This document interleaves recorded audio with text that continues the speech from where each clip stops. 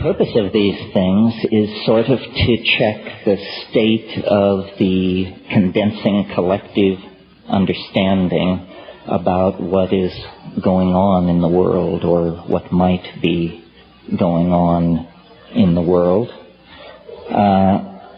This, it seems to me, is the subject worth talking about. What is going on? How can you find out what is going on?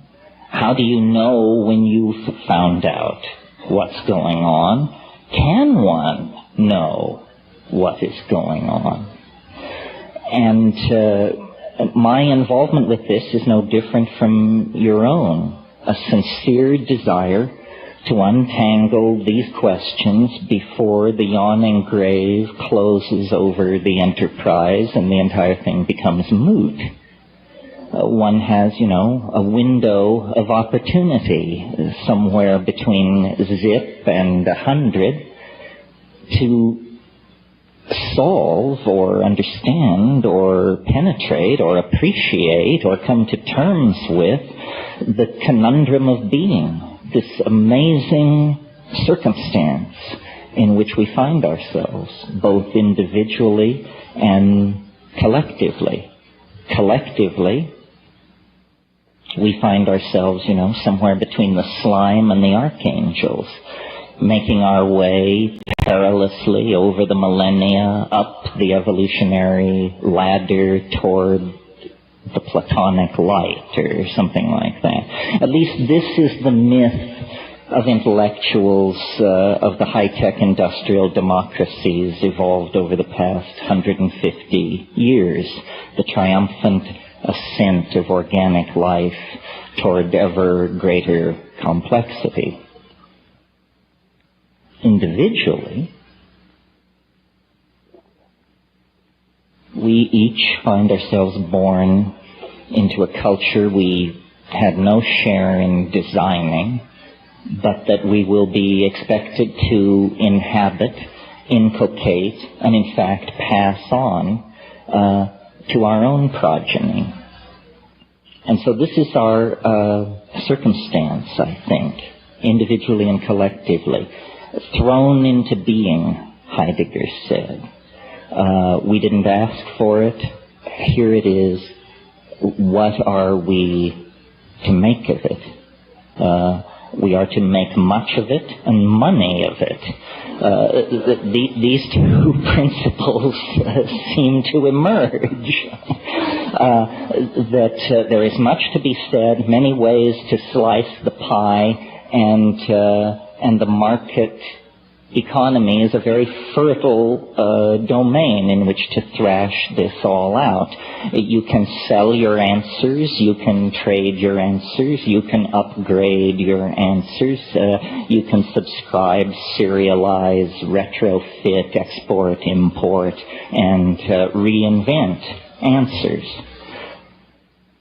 Ultimately, I wonder how satisfying all this is. And I'm always amused at my own position in this situation.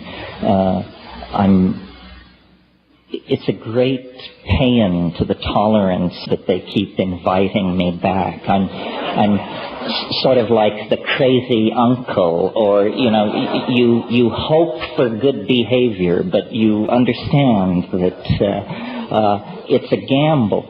Because I'm very ambiguous about much of the methods and ways by which we do our intellectual business and pursue the matter of community and salvation.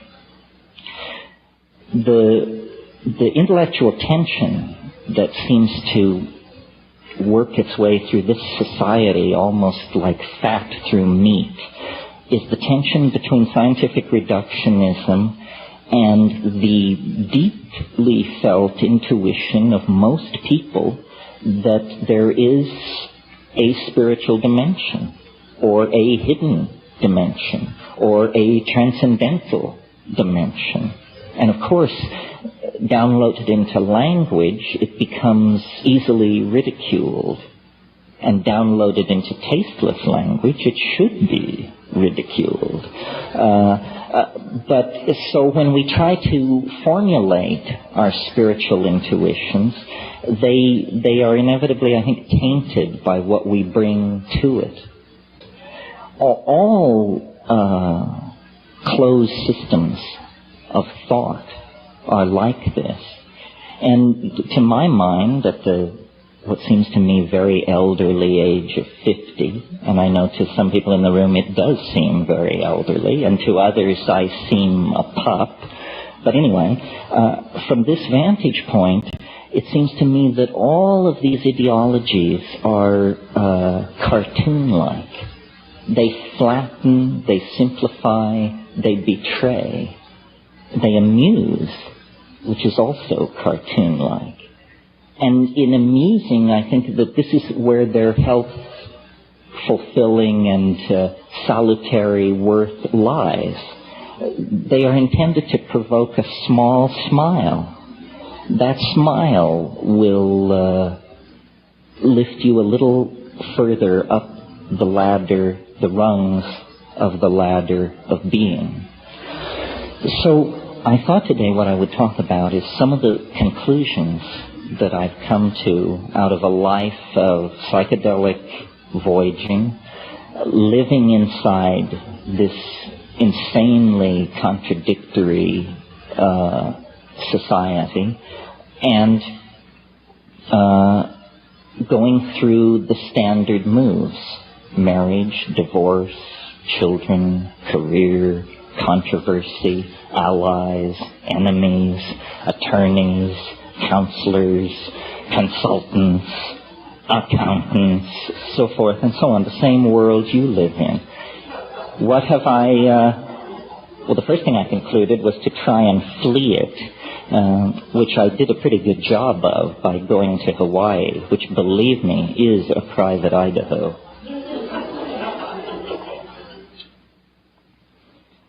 But the conclusions that I've reached are not politically correct anywhere. And so I'm very happy to offend everyone, because that seemed to be what I did best, and there's no sign of mellowing at this point. So the conclusion that I reach vis-a-vis the individual and civilization is this: culture is not our friend. Culture is not your friend. It's not my friend. It's a very uncomfortable set of accommodations that have been hammered out over time for the convenience of institutions. A young man gets his first dose of the news that culture is not his friend when told that he's going to be given an air ticket and some training and sent to an exotic country to kill its inhabitants in the name of some political ideal. You have to be fairly dense not to get the message at that point that culture is not your friend. It is using you for its purposes. You would never dream of doing what it now proposes as the only conceivably right and righteous course of action. Well, that's, a black and white, a stark and enormous example of what I'm talking about.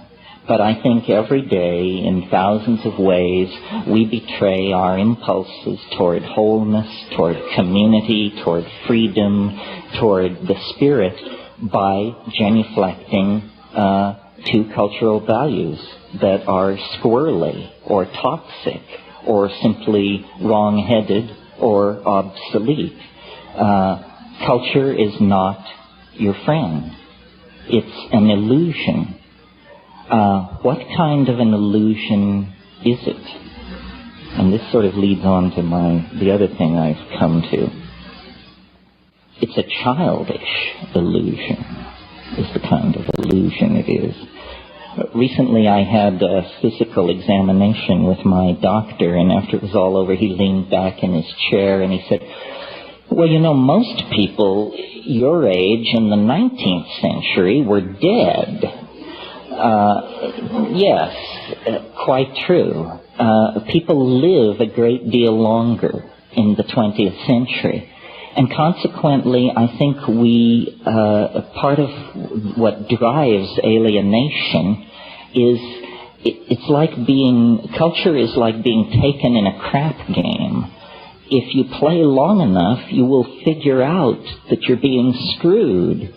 And, of course, if you die shortly into the game, it never enters your mind. And what is seen through to then is the fact that culture victimizes, ideology victimizes. These things are all con games. Reality, culturally defined reality, is some kind of an intelligence test. And those who are joining are failing the test. The message is return to basics. The information matrix has become compromised. The data stream is now suspect. Return to first principles. What are first principles? That's what the 20th century is trying to figure out. Yes, what are first principles? I'd like to suggest to you that a place to begin is the body. You have one. It isn't ideologically defined. It can be ideologically defined. In Catholic school, the nuns used to tell us we should dress in darkness so we wouldn't be an occasion of sin to ourselves. That's an example of the body becoming ideologically defined. The body is a pre-cultural given. And coming with the body is this amazing thing which everyone wants to give away, throw away, get away from, called the felt moment of immediate experience. The felt moment of immediate experience. This is you, now, here, in your body, with the cheeseburger slowly dissolving, the cup of the caffeine, the bladder, all of these things, collisions, concrescences, the crossing of trajectories of mental process, digestive process, metabolism, intent, income, emotional state, the felt presence of immediate experience, lodged in the body-mind system in the moment. That's what they can't take away from you. Whether they drag you away to prison, beat you, drug you, whatever they do to you, you will still have some kind of felt presence of experience until you drift into the darkness of non-entity. So there then, one can begin to build outward from that core and say, aha, so the stuff of understanding is not information passed by culturally validated coding systems among the primates at high chatter rate. In other words, the truth is not in the public space or the historical space. The truth is in the felt space of the body in the moment. Well, so some great religions have gotten this far. The ordinary boundaries of culture and of body dissolve into a much larger realm, the imagination. And it is this imagination that I think is the place to put our attention. The imagination is a dimension of non-local information. Quantum physics is now moving towards securing the idea that in some kind of a mathematical superspace, all particles in the universe maintain a kind of super state of connectivity called Bell's non-local connectivity. What this means to me is that the imagination is literally another dimension, a dimension that is non-local. Now, the mind, the animal mind, the human mind, the Paleolithic mind, evolved as a master coordinator of sensory data coming into the body from the senses about the level of threat and danger in immediate three-dimensional space. That's the mind's evolutionary function, to preserve the body, to preserve the genetic stream of unfolding by detecting and avoiding threat. And so our minds have evolved in the same way that water takes the shape of its container. Our minds have evolved to take the shape of three-dimensional space and time under cultural and environmental pressure. Well, we've paid a huge price for this. It probably also has ensured that we're here this afternoon to discuss it. But it's been a long time since the instantaneous reflex to bash the brains out of anything moving near you that's unfamiliar has served us well. You know, I mean, that got old 12,000 years ago. The entire enterprise of civilization has been about something else. The felt presence nearby, ineffable, unsayable, but uncannily penetrating, of beauty, of mathematical connectivity, of supernatural power. And so these are the things, the exploration of which, the singing about of which, make us human beings. The exploration of the universe of the unseen is the business of human beings. It's why we are the way we are. It's why we will be the way we will be. It's how we got where we are. How is it done? It's done by dissolving ordinary cultural boundaries, by perturbing consciousness, and by paying careful attention to the results and attempting to build models therefrom.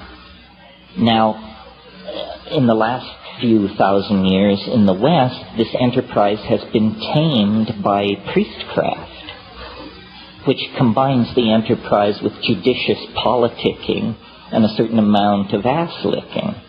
Before that, the enterprise was untainted by such secular concerns. It was full force forward into the unknown, and this is the great era of shamanism. And what is shamanism but philosophy with a hands-on attitude? Philosophy not made around the campfire, but philosophy based on the acquisition of extreme experience. That's how you figure out what the world is, not by bicycling around in the burbs, but by forcing extreme experience. Throughout time and space on this planet, the tribal societies that preceded us made it their business to discover, catalog, and learn to manipulate plants in the environment as the carriers, as the sources of chemical compounds in the environment, which would work extraordinary transformations on consciousness without physical harm, without physiological damage to the organism. And of all the many techniques, ordeal, abandonment in the wilderness, sexual abstinence, hanging by your pectoral muscles from hooks in the sun for days, all of these sorts of things. Of all of these methods, psychedelic plants and their judicious use is arguably the most effective, the most effective and the least invasive and the most likely to produce negative long-term consequences. Well, this was not news or even controversy anywhere in the world until within the confines of the 20th century, basically. The presence of these substances and plants began to alarm the order-keeping forces of the high-tech industrial democracies. issue separate from the issue of stimulants and depressants. It's an issue separate from the issue of addiction and dependency. These things are not stimulants or depressants, and they do not cause addiction or dependency. What they cause is what I'm advocating, a fundamental revaluation of cultural values. Because culture, as we're practicing it currently, is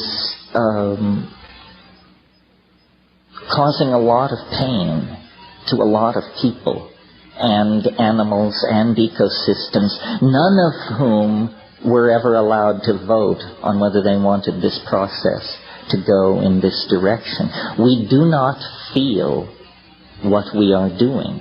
Remember, I spoke about the primacy of the felt moment of experience. If we could feel what we are doing, we would stop doing it.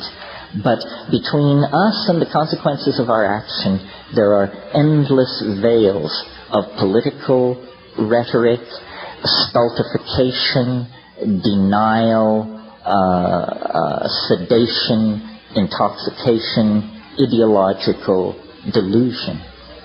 We are not making the waves in this ocean. We are corks riding the waves of the ocean. But we are privileged by perhaps chance alone to occupy a unique moment in the history of the universe.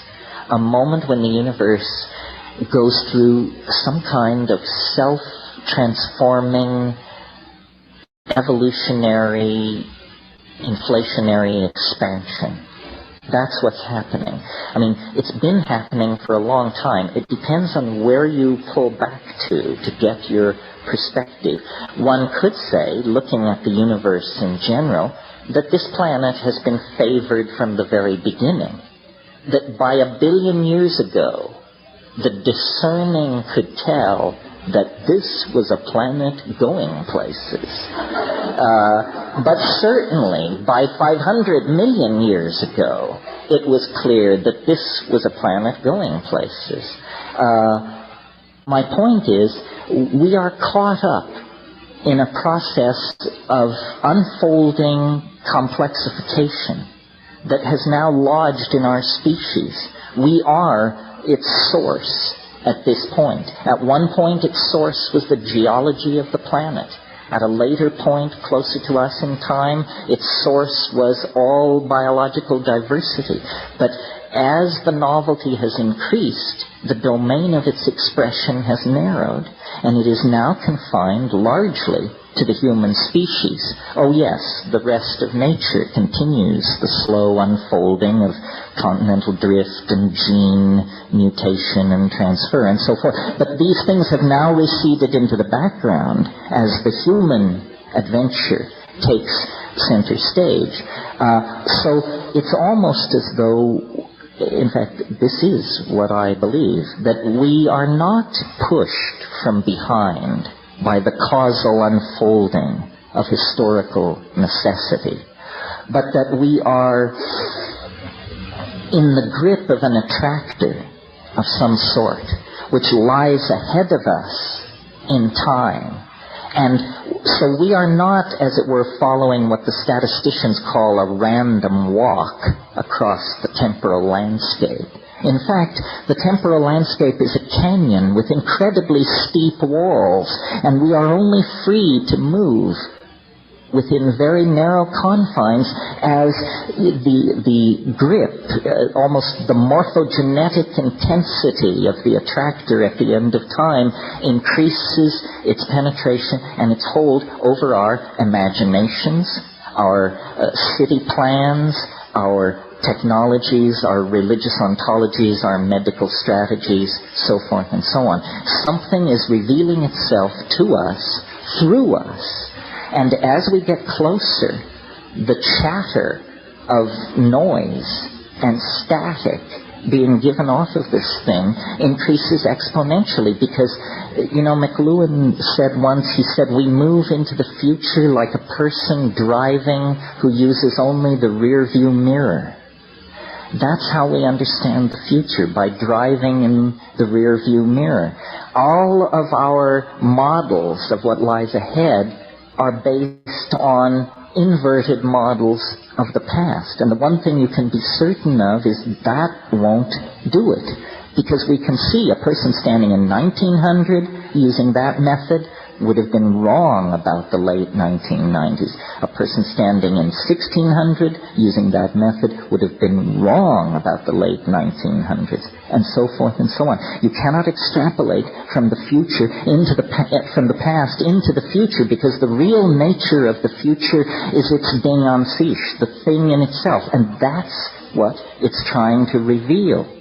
And so the whisperings that reach the ears of the channelers, the visions that come through the hands of painters, sculptors, choreographers, musicians, all of the felt presence of the invisible world is now incredibly pregnant with this message of transformation. And the challenge for each of us is to streamline our language sufficiently that we may mirror this thing in a way that is both true to it and rationally apprehendable to ourselves. And this is a fractal boundary. This is a test of intelligence, because the thing in itself cannot be rationally beheld. You know, the enzymologist J.B.S. Haldane once said, he said, the world is not only stranger than we suppose, it's stranger than we can suppose. That to me is a dizzying thought, and obviously true. So what we want is a model true to the stranger than we can suppose, but not so alien that there is no emotional or spiritual support in it for the enterprise of being human. How do we do that? How do we inculcate the unspeakable mystery of the transcendental object at the end of time with the mundane nexus of real occasions that happens to be our own existence? To my mind, the answer is it lies in the ability to assimilate paradox. And that means you have to transcend the idea of a closed logical system.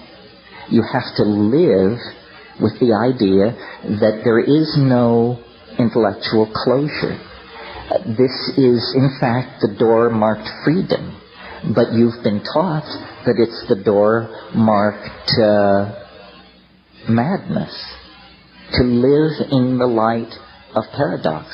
Things cannot be, we are taught, both A and B simultaneously. This is Aristotelian logic. A is A. This is as old as thought in the West. But it has to be overcome. And in the felt presence of the moment of immediate experience, it is overcome. The mystery does not lie far. It lies in the immediate moment, in the act, the fact of being. The only time we really confront this is in the psychedelic experience or other moments of extreme epiphany. The model that I have come to wrap around all of this, because I think it's simple and straightforward and it leaves plenty of room for people to add their own filigree, is a dimensional model. God forbid, a mathematical model. But it works something like this. I mentioned earlier that our senses have evolved as a threat detection device and have sort of crunched us down into three-dimensional space.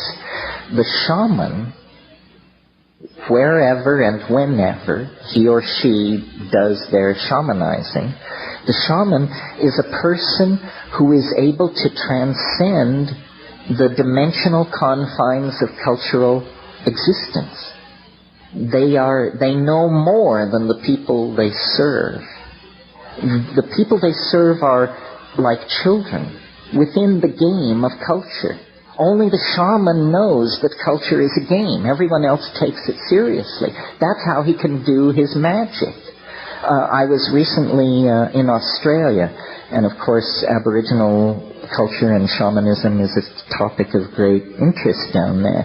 And I learned, maybe some of you already knew this, that the term for shaman among English-speaking Aboriginals, of whom there are many, some who have spoken it for several hundred years, or over 100 years anyway, the term for shaman is simply clever fella. And if someone says, I am a clever fella, they are making a professional claim of great weight. But I love that, because it says it all. You know, a clever fella. When I was in the Amazon in my exploring days, we would go up these rivers to these bare-assed folks and to spend time with them. And the people would want to, touch the outboard motors and look at your camera equipment and the butterfly nets and gather around, open-faced, totally innocent. You could always tell the shaman, because first of all, he usually didn't come out to see who was there, even though no one ever came. Even though these people had visitors once every 6 months, the guy who wouldn't come out of his hut for the only event in 6 months was inevitably the shaman. And when you met him, he wasn't interested in your Velcro or your break-apart, glow-in-the-dark little trinkets or any of the rest of it. He was looking straight at you through the eyes outside of culture, saying, what kind of a person are you? Are you a fool or are you a clever fella? What is your measure? How much of the situation do you understand? How many levels are you simultaneously aware of at this moment? The challenge to all of us, I think, is not this one-dimensional chasing after of answers. This is a fool's game, but an actual stepping back to gain perspective and to realize, salvation is always available. It's in the moment. It's an act of understanding. It doesn't come down through a lineage. It doesn't come through, it comes through understanding. Salvation is an act of rational apprehension of some sort. And,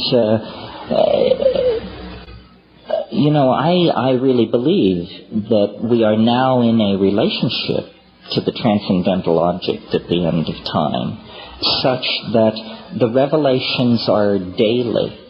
The unfoldment, the connectivity, we can see light at the end of the tunnel. I mean, I've had long practice at this. I've been thinking like this since 1968, talking about it like this since 1980, but I never knew how it would come or what it would be.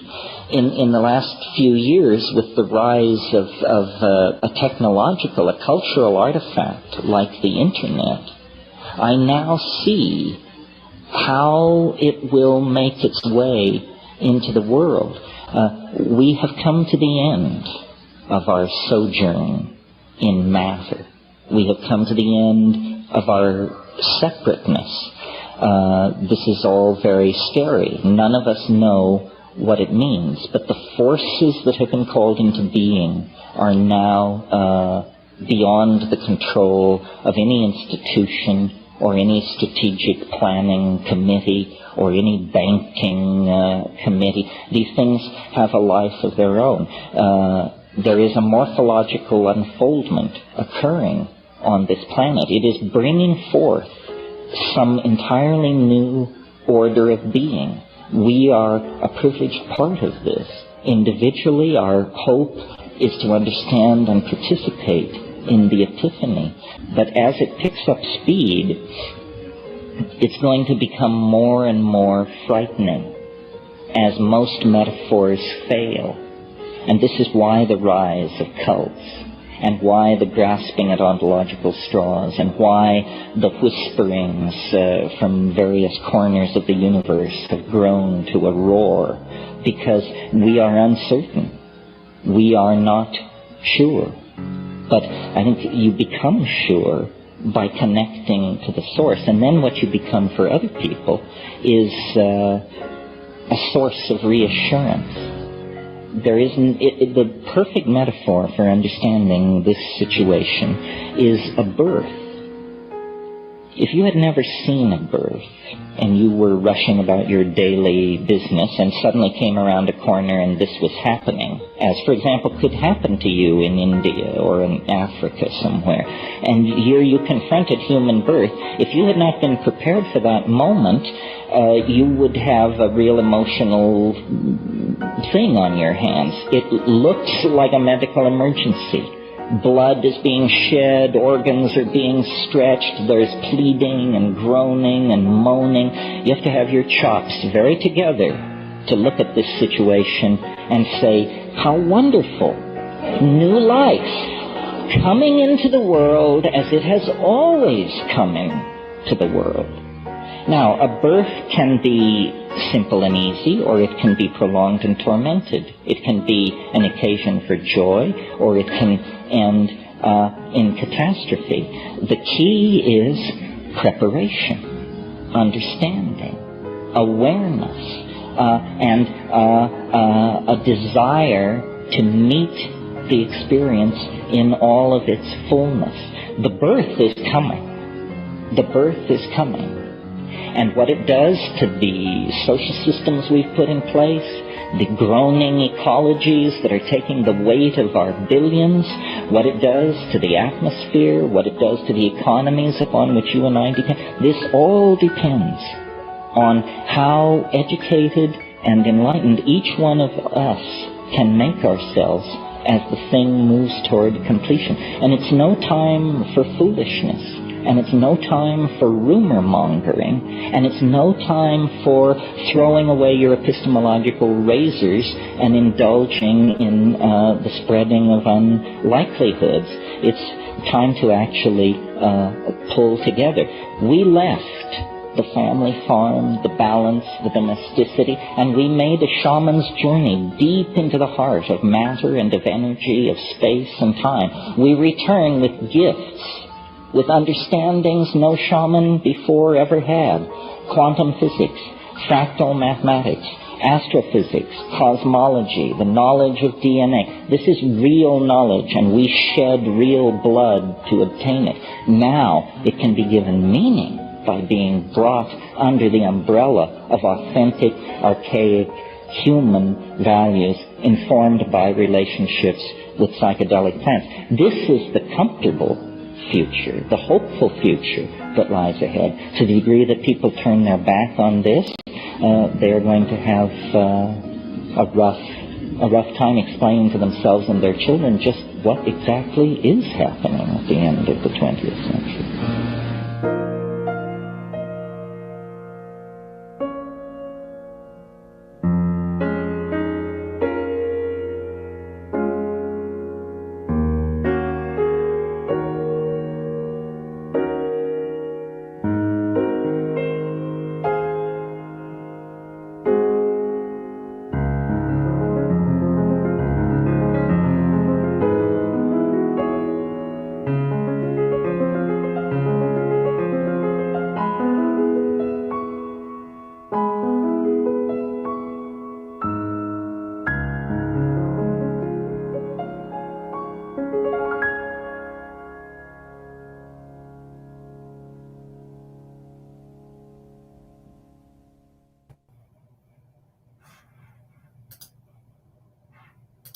There we are. Hey, everybody, welcome. We are at week 12. We've been doing this, holy smokes, 3 months. I can't believe this. Thank you for being here. Thank you for taking your Saturdays to be here. I feel like what I have to say matters, and I care about you. And I'm sure some of you right now are wondering, what the heck? I started following this guy, and we were talking about the KM, and we were talking about all these esoteric things, and now he's talking about tarot. What is this about? And what I want to do is convey to you that we're going to be moving through many subjects. Next week, we're going to be talking about Joseph Campbell and the hero's journey. And I don't know if we're going to be on that for 1 or 2 weeks, but we're going to be on that for a couple of weeks, just like we've been on the tarot for a while, just like we were looking at some historical perspectives back when we started, and we may go back to some of that. I've also thought about doing my my 4th, I believe it is, in the nature series, which talks about the singularity, the void, and it's a wonderful discussion. We'll probably go into that after the hero's journey. So I say all that to say, we're going to be eclectic in our subject matter, because I think it's important to have a number of different perspectives as we go into this great awakening, because it's increasing. If you've noticed, the chatter rate is off the chart. And if you're following what's happening in the Levant, following what's happening in the United States and many of these other countries, you're seeing great change and upheaval right now. It's pretty obvious to anyone who's paying attention. And so it's my feeling, as a person who has a voice amidst this whole chaos and conundrum that we're in, it's my feeling that there are individuals that have roles in this to play, and they need to step up when it's time. And that's what I am trying to do by covering all of these different subjects, because we all have been deceived in every way possible. And I felt that it was most important to approach the psychological perspective as well as the historical perspective as a beginning, or as beginning points for this. Okay, and so there's a whole psychology then that we all are having to work through. And from the people that I see on the internet and the stuff that I watch, that I have time for during the week, I see very few people that are covering the real psychological upheaval that's happening right now in the collective, in people. And there's a lot of pointing fingers at what's causing this. And there's a lot of folks claiming to know what the source is and so forth. And that's great. I've got no issue with that. I've got my own opinions, and you've heard them. But at the end of the day, there's a real psychology that all of us are involved in, because we're human beings. We have this thing called higher consciousness and this thing called the imagination. And these things are game changers, because they bring about an awareness that is extremely poignant. And when you are in the midst of chaos, you're wondering, what's the bigger point here? And the reason why you're wondering what's the bigger point is because you're highly conscious and you have an imagination. And it's not very hard for you to realize what is happening right now in the world can't continue. It can't continue in this way. There has to be a working through. Just like when you first start going to a psychologist, you have some beginning stages and recognitions as you talk to the psychologist, as they work through the beginning point of understanding just how you got to this place. But there's a whole drama. There's a whole set of weeks, months, years that you go through peeling the onion. And I thought, very practically, what better subject to go into in the midst of the Great Awakening than psychology, than consciousness? Because we all can find the dirt, meaning history. We all can find the bad guys. If you spend enough time reading, researching, and really discerning your world, it will become very clear that there is a whole nother situation afoot. And it's very difficult for our psychology to accept that, to walk into that space, not because you have to, but because you feel led to, because you feel called, feel magnetized towards that essence, the essence that you sense and feel all around you, and the essence that enlivens you and animates you. Okay, this is all that higher consciousness stuff and imagination. And so that's why, in many ways, we've ended up in this tarot system that deals with symbology, because symbols don't need words, and the heart doesn't recognize words in the way that your mind does. The heart recognizes feelings. The heart recognizes the sensorial world, the now, whereas your mind is a projection, your mind is an illusion, but the heart is very real, and it is guiding you. Okay, so what better way to mature, what better way to take steps than to directly access the psychology that constellates this heart of yours, filled with its creativity and imagination? And so, of course, in my opinion, a brilliant way to go about that is to look at symbology, to look at pictures, to look at cards, the tarot, that elucidate this very profound aspect of you, of consciousness and imagination and the mind and power in the sensorial world. To me, that's the essence. And so since these cards talk that language and will be able to speak directly to your heart without any words, I thought, well, that's extremely efficacious to go into that, because I think a lot of people don't realize that actually, and this is my opinion and folks can disagree, but actually the cards are psychological tools. They're not divination tools. They have been pornographied into divination by those who wish to fill the world with greed and fill the world with false realities.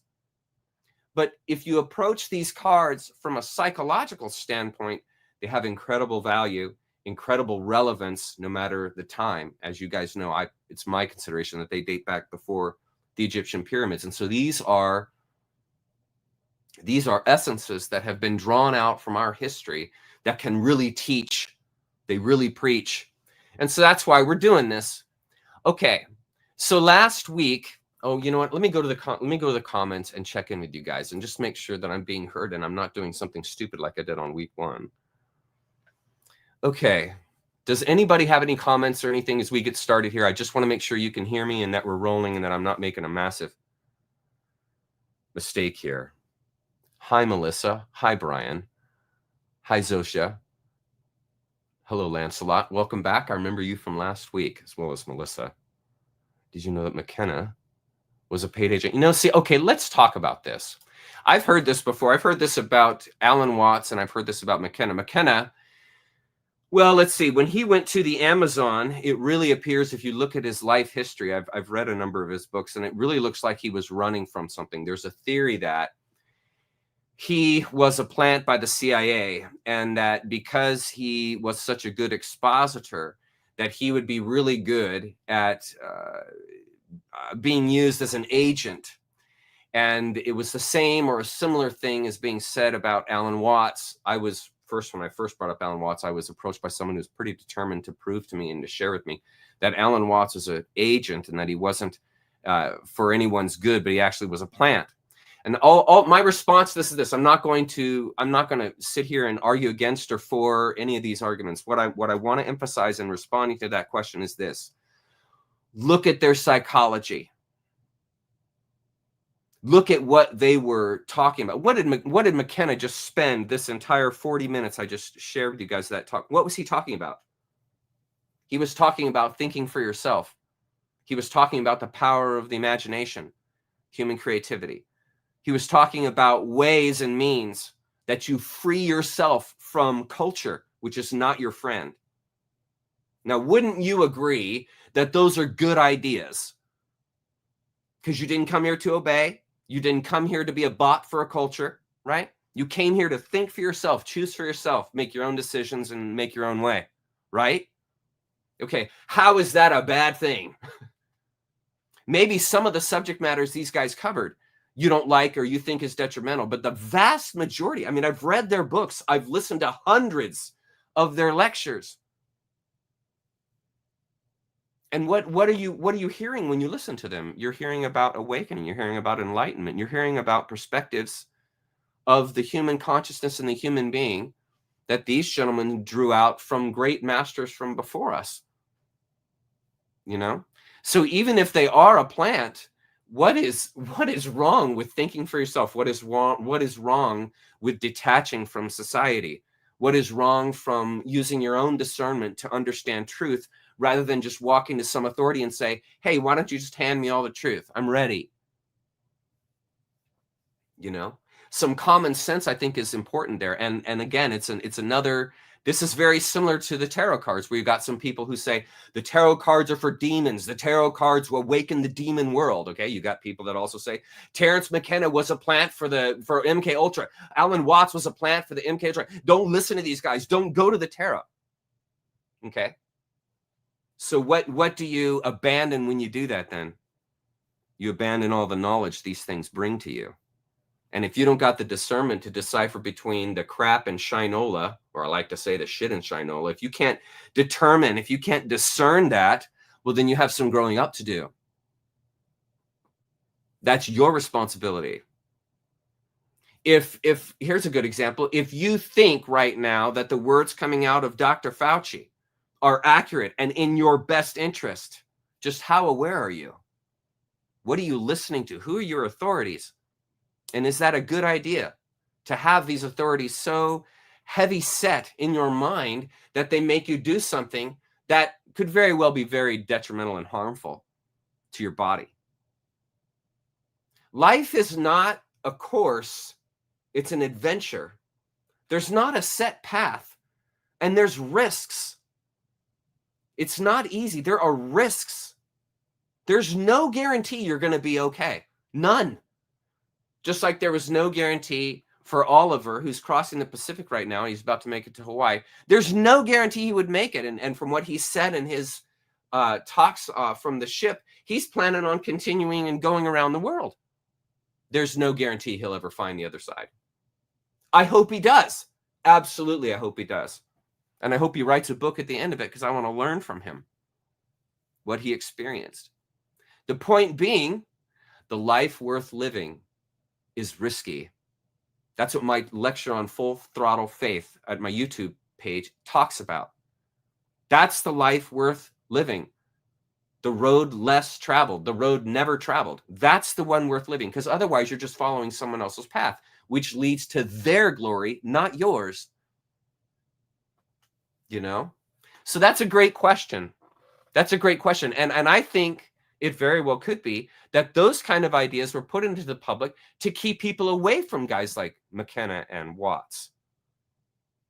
You know, because if you're a bad agent, you certainly don't want people thinking for themselves. You certainly don't want them thinking that culture is a good or a bad idea. You certainly don't want them developing their own ways and means outside of the greed-centered ideology that fills the world, right? Okay, so that I think that answers that question pretty good. Okay, yes, it is weakening. Okay, let's get on with things, because we have a lot to cover today. So what I want to do today is I want to finish out my reading, which I was so excited to share with you guys last week. And then I'm also going to share with you a reading I did with a total stranger, and it's going to wrap up our time together. But it was pretty amazing. Her name's Rachel, and she reached out to me and said, "Hey, I did a tarot card pull. Would you, like to look at it and see what you think?" And it opened up this entire door where I interacted with her, and she sent to me a poll that was based on the Rider-Waite, along with some specific questions I asked her to ask herself. And then I had her do the technique that I showed you guys in the past couple weeks of how I do my tarot reads. And so she sends me her cross spread, and it blew my mind. And so I so want to present some of the stuff that I sent her, because I sent her a whole layout. And what I'm wanting to do right now is to be able to offer to people to do this for them, to be able to have them send me their spread, and then I'll interpret it. I'll put it into the alchemical ideas and hermetic ideas. And a lot like what you're seeing here, what I'm doing with my set, I want to do for others, again, to help them grow, to help me raise money, and to help the society, because it's an individual journey. Each one of us has to do the work. We have to do the work. And for some people, not everybody, but for some people, the tarot really speaks to them. And so it's a way that other person and I can connect, interact, and then hopefully I can share some ideas and concepts in regards to what they pulled, which was based on their electromagnetics. I can pull some ideas and concepts from that to help them grow, to help them understand themselves better psychologically. Does that make sense? And so I want to get to that. Reading I did for Rachel, because it's really applicable actually to all of us. It was quite amazing. I was really happy with it. We're going to start where we were last week with the card positions. Now, as you guys know, this is my pull. Now that's card 1 right there, the 9 of Wands. The 2 was the 6 of Wands. And we went all through this last week, my past right there in the Knight of Wands reversed. And then we didn't have time for the Ace of Cups, which was the future. And this is what my electromagnetic said to me when they said, "Hey, Chuck, this is what we sense as coming based on your activity and behavior now and in the past. And it said, the Ace of Cups is a minor arcana card belonging to the Suite of Cups, which is associated with the water element, symbolizing emotions, intuition, relationships, and the subconscious. As an ace, it represents the pure, unmanifested potential of its suite, making the Ace of Cups a powerful symbol of new emotional beginnings, love, and spiritual abundance. And why I was so excited about this was because the Ace of Cups is one of the premier principal cups of the entire deck. When you have an Ace of Cups in your deck, in your pull, when you have an Ace of Cups up here, whether it's upside down or right side up, it basically smothers the entire pull with love and understanding and beauty. And to have that as a future card for me, or for anyone for that matter, would really signal that the approach that you're utilizing in your past and now typically leads to a life that is undergirded and surrounded by love and appreciation and the emotions. Okay. And that's why I was so excited about this card. That's why I was so excited about pulling this card at this point. And here's some more information about it. The Ace of Cups depicts a hand emerging from a cloud, holding a golden chalice from which 5 streams of water overflow, cascading into a lily-filled pond below. All these things have meaning. A great and white dove carrying a wafer with a cross descends towards the chalice, placing the wafer inside. This is nature delivering love in the authentic essence, the white wafer that animates all creatures. You see the symbolism there. Above the chalice, the letter W or M is seen as the virgin, the unknown, that which bears and brings to life the world, often interpreted as a symbol of the divine. M meaning Mary. That's where it's getting to divine. You probably thought, where did you get divine virgin? M is Mary as the divine virgin, the unknown, that which bears and brings life to the world. Often interpreted as a symbol of the divine feminine or the Holy Grail. And next week, I'll be opening with Joseph Campbell's The Holy Grail talk. You guys are going to love it. The background features a serene bluish-gray sky symbolizing balance and the intuition in all that is. The pond is surrounded by green grass and white lilies, symbolizing purity and clarity. And notice the cloud is gray and the hand is white. Opportunity, the hand is delivered from the clouds of balance, not assurance. Key word there, not assurance. The overall color palette includes soft blues, light gray, whites, and gold, evoking a sense of peace, purity, balance, and divine interpretation. And don't you see how this card is showing you what surrounds you? Everything is based on love. I hope I have the slide that renders that. Hang on, let's see here. Do I have the one? Is that it? Hang on. I want to find it because some of you were asking about this last week. Where we go? Is it this one here? Add the stage. No, that's not it. Damn it.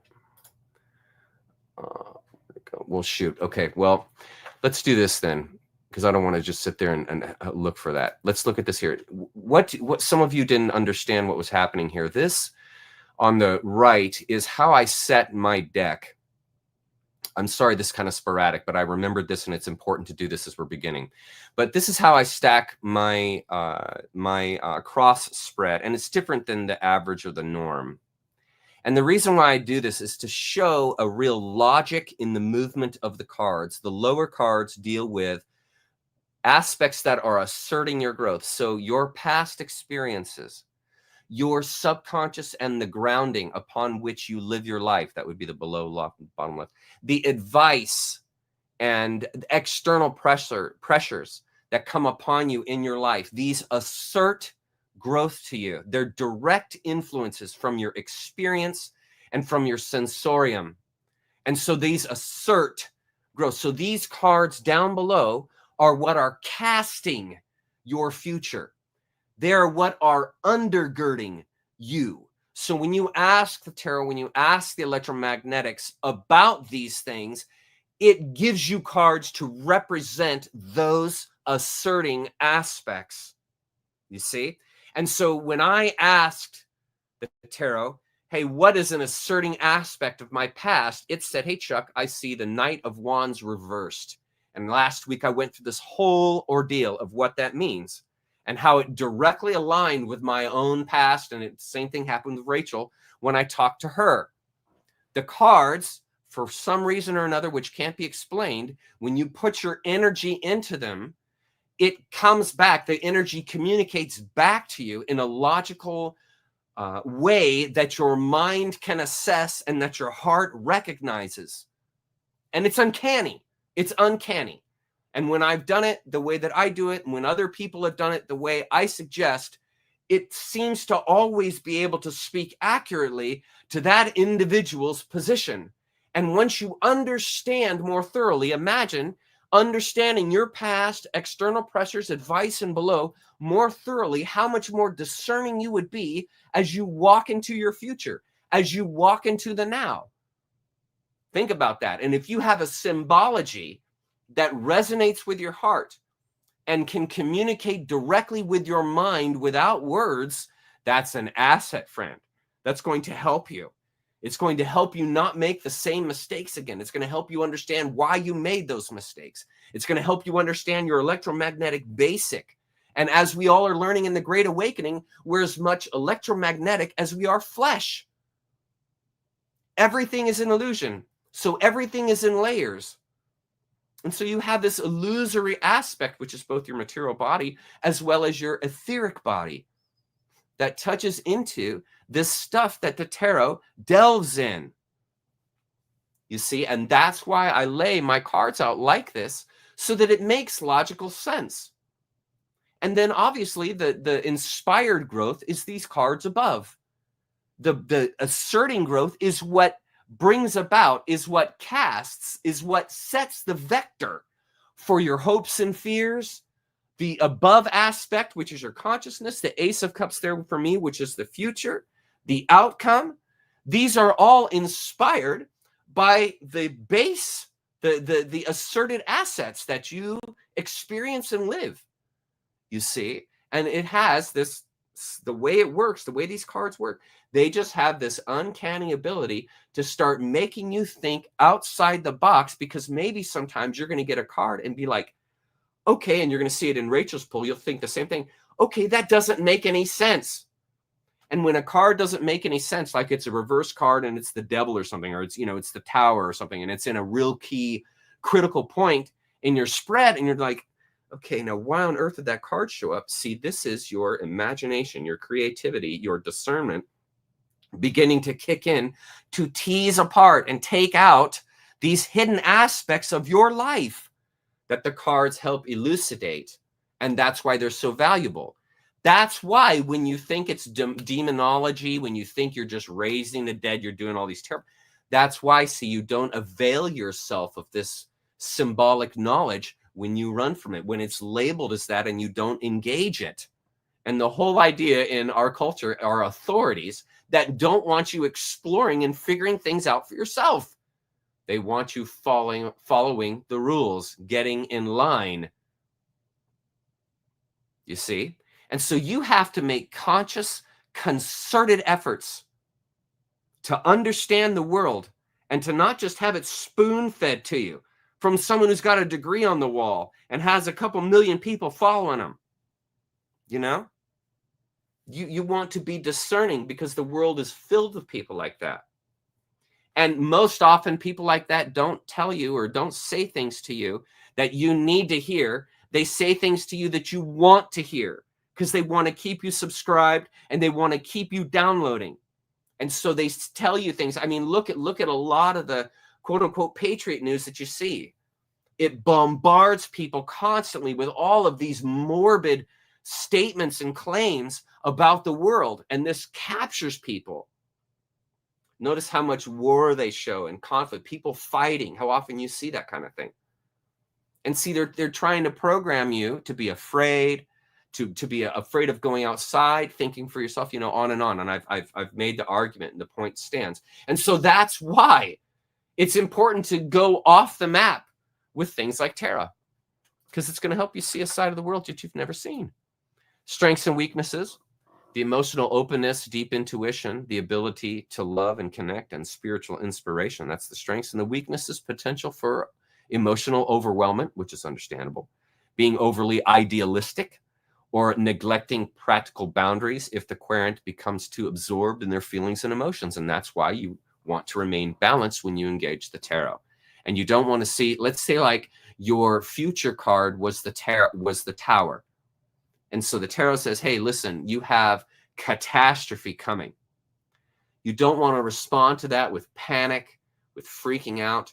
You want to respond to this with logic and understanding and trying to decipher, hey, why am I going to be facing some challenges here in the future? And how can I better prepare for them so that I can learn, so I can survive and learn from them? To me, I keep asking the question, how is that not healthy? How is it not healthy to think on these terms, to think in these psychological ways that help people grow? So here's some of the symbols for it. The hand from the cloud, the hand emerging from a cloud, represents a divine gift or opportunity, a common motif in aces across the Rider-Waite deck. Here, it signifies that the potential for emotional and spiritual fulfillment is being offered directly from nature or the universe, emphasizing the sacredness and the rarity. Again, I've never gotten an Ace of Cups on my pull, of this new beginning. The golden chalice or cup is a symbol of the heart, emotions, and receptivity. As the primary symbol of the cup suite, it represents a vessel of love, intuition, and the subconscious. Its ornate design suggests its sacredness, often likened to the Holy Grail, a symbol of divine love, spiritual quest, nurturance, and ultimate fulfillment. Okay, and to continue here, the white dove, a universal symbol of peace, purity, and spirit, it's also a sign that's often used in Christianity, delivers a wafer marked with a cross, noting the sanctity of the wafer, the sanctity of your animating force, which is what that wafer is resembling or representing. It's part of this animating force that leaves you when your body dies. It is an essence within you that is the consciousness that animates your mind and body. And so it's basically communicating that nature, there's the dove, is the spirit, is delivering this, is bringing this to you as an opportunity for growth in realizing the deeper principles of love, in realizing the deeper understandings of life. And this blossoms, as you can see, as raindrops coming out of the cup. These can be seen as your gifts, your abilities that are unique to you, that fortify and rain upon the world and bring the new life that water and sunlight and knowledge bring to the world. You can see these cards as representing these higher powers that are inside of you. The 5 streams of water overflowing from the chalice symbolize the 5 senses. That's you, folks: taste, touch, smell, sight, and hearing. And the 5 natural elements. See, there you are again, aligning to nature: air, fire, water, earth, and ether. This suggests that there is emotional energy, that this emotional energy engages the whole being, pointing to a holistic renewal of the querent. This card represents nature's abundance, emotional outpouring, and boundless love. The water falling into the pond below reflects the flow of emotions and senses, and I also believe abilities, into the subconscious of the querent, nourishing the seeker's inner world with the experience of love and soon-to-arrive moments of sensorial bliss. And folks, here, look at what's happened in my life in the last 6 months. Right? I was in a really tough position. You guys came in and stepped in and helped me. And now look what's happened as a result of that. You guys basically gave me an Ace of Cups way back when. And now is the blossoming and flowering that I want to bring to you, that I'm offering to you because I can. I couldn't before. But because of y'all's love, because of y'all's support, I am able to be here and I am able to share these things with you. See, this is how the whole thing works. This is how the whole thing works.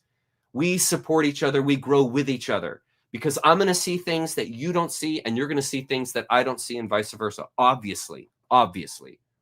And so this is how we help each other grow, by sharing these gifts. I'm sure some of you are musicians. I'm sure some of you are poets, and I'm sure you have gifts that, if shared with the world, would do the similar thing to what's happening with me right now. And that's why I got this note from Rachel when she wrote me and said, what you just said to me, what you shared with me in this booklet that you sent me is life transforming. She said, I had no idea, no concept of some of these principles that you've brought to me through your outline, through your study of my cross spread. That's beauty. That's perfection right there. I'm not saying my words are perfection. I'm saying the experience with Rachel is beauty and perfection. This is life unfolding. And this is why we're here, because not all of us are going to be reaching tens of millions of people. Some of us are just going to be reaching a few dozen. It's vital that you make an impact in those few dozen, because those few dozen, most likely, because they're rare and unique, are not following the crowd. So they're not part of the millions and millions that are following the normalcy. And this is, I'm just speculating here. The point being, that's why each and every one of us is important. And it doesn't matter if you're attracting 100,000 people, 1 million people, 100 people, one person. If you can make that impact, you see, you begin to change the world. That's how the world is changed. That is how the Great Awakening happens, through the collective. Through the collective. Remember when Terence said in the lecture I played before this, how the internet, and I said this before, the internet is the means and ways that information is going to get to people. Look at me right now, talking to you. It's through the internet. And this is the means and ways that overmind, the ultimate reality, has whittled its way deep, deep down right into people's bedrooms through your computer. Right into the heart of your life, this internet has come in. And it is delivering to you. Can't you see the beauty of this? Can't you see the organizing of it? And can't you see that there's two sides to the internet, just like everything? There's a real evil, dark side, and there's a real awakening, enlivening side. It has all of it. And this goes right along with the idea I've shared with you guys, that the yin and yang is the holism, that the universe contains as much evil as it does good. And these are to be amalgamated. This is to be equated in your life, not running or clinging to either. See, it all begins to make sense when you begin to get a further and further and further view, a wider and wider angle lens. And the way you get a wider and wider angle lens is release. Releasing from the culture and society that you have always aligned to, that you've always buried yourself in. Releasing from that. That's liberation. You liberate yourself. You liberate yourself by letting go, by releasing the anxiety that is keeping you from developing. And the anxiety comes from not understanding yourself. Because when you know who you are, you begin to eliminate your unawareness. See, folks, this all has logic and reasoning. I'm not just grabbing strands here. There's actually an organizing, a self-organizing process to nature. And since you're a nature creature, it's simply a matter of cluing in to how you self-organize. And the way you self-organize is through the experience of others, the experience of yourself, the experience of the now, and through looking at your past, and by feeling your future and understanding these principles of past and future, you then begin to understand the now more and more and more effectively. There's really, folks, I'm not just grabbing straws here. There's really logic behind what I'm doing here. Okay. The pawn below the chat. Before we keep going, do you guys got any questions? Let's go to comments. Does anybody have any questions? I'll give it a second. I'm going to drink a water here. Does anybody have any questions? Here, let's get out of this. Here. I need to get out of that. Hang on. Okay. Questions, comments.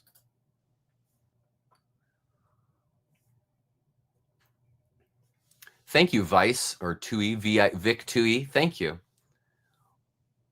Mess and yeah, there you go. Thank you, Lancelot. Good advice. Worry about your own self, clean your own mess, and do your own work. Takes energy to be this honest. Absolutely. Thank you. Don't give up. Always be ready to shine when it's time. Exactly right. Lancelot, thank you for asking. Yes. So what I'm doing at the end of this is I'm going to be offering to anyone who sends $199 to my GoFundMe.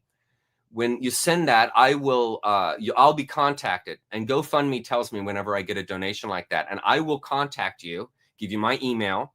And then what I want you to do, if you want to do this, is do your own tarot spread. So do the whole routine as I outlined in my other video, and then just send me your card 1, 2, 3, 4, 5, 6, 7, 8, 9, and 10 from the tarot, from the Rider-Waite deck.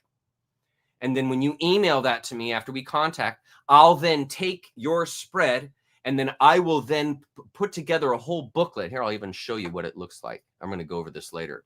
But I'm going to put together a whole booklet. This is the one I put together for Rachel, for her tarot reading that I did. And so I give her the legend and stuff. This is exactly what I sent Rachel. And so Rachel had sent me questions. So she said, what's stopping Rachel from finding her voice? How does the spread advise Rachel her to access the confidence, motivation? These were questions that Rachel sent me, and persistence required to fulfill her purpose in the world.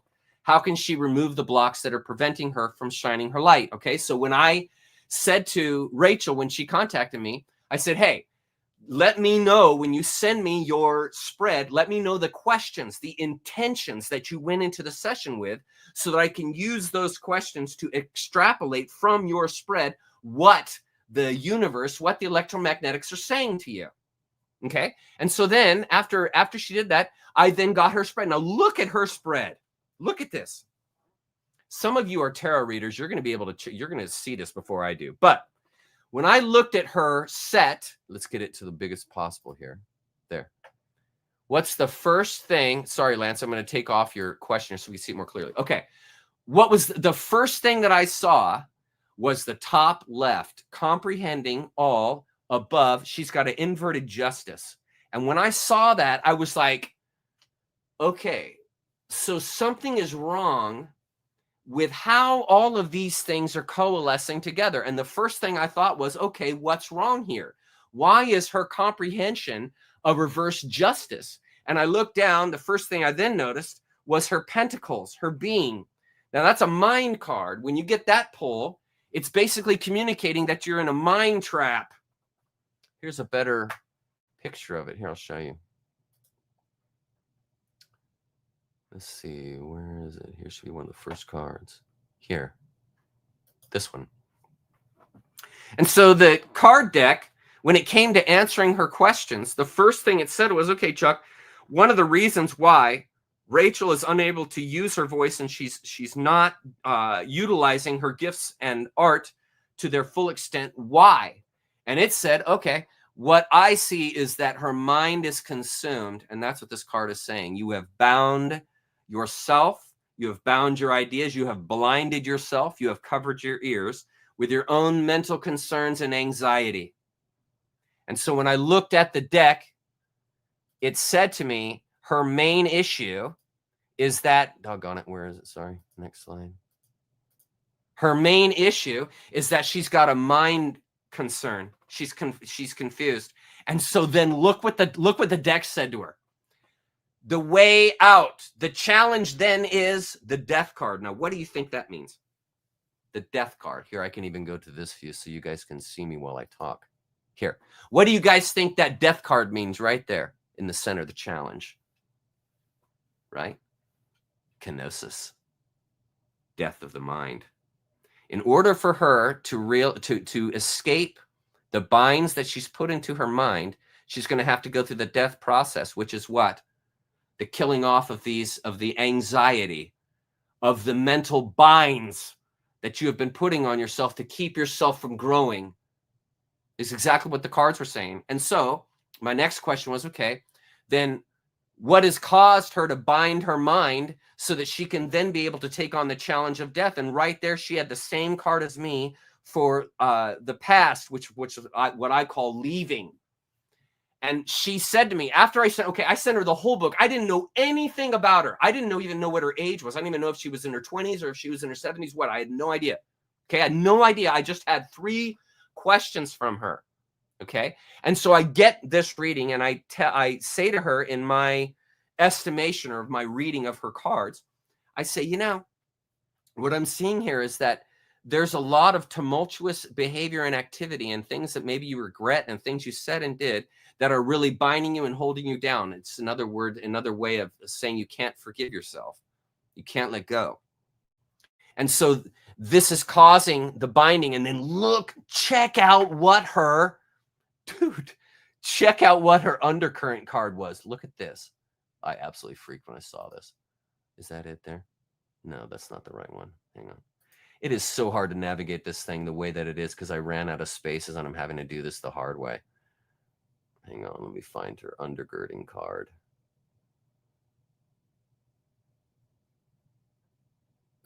Good golly, why? This is frustrating. I'm sorry. This is frustrating.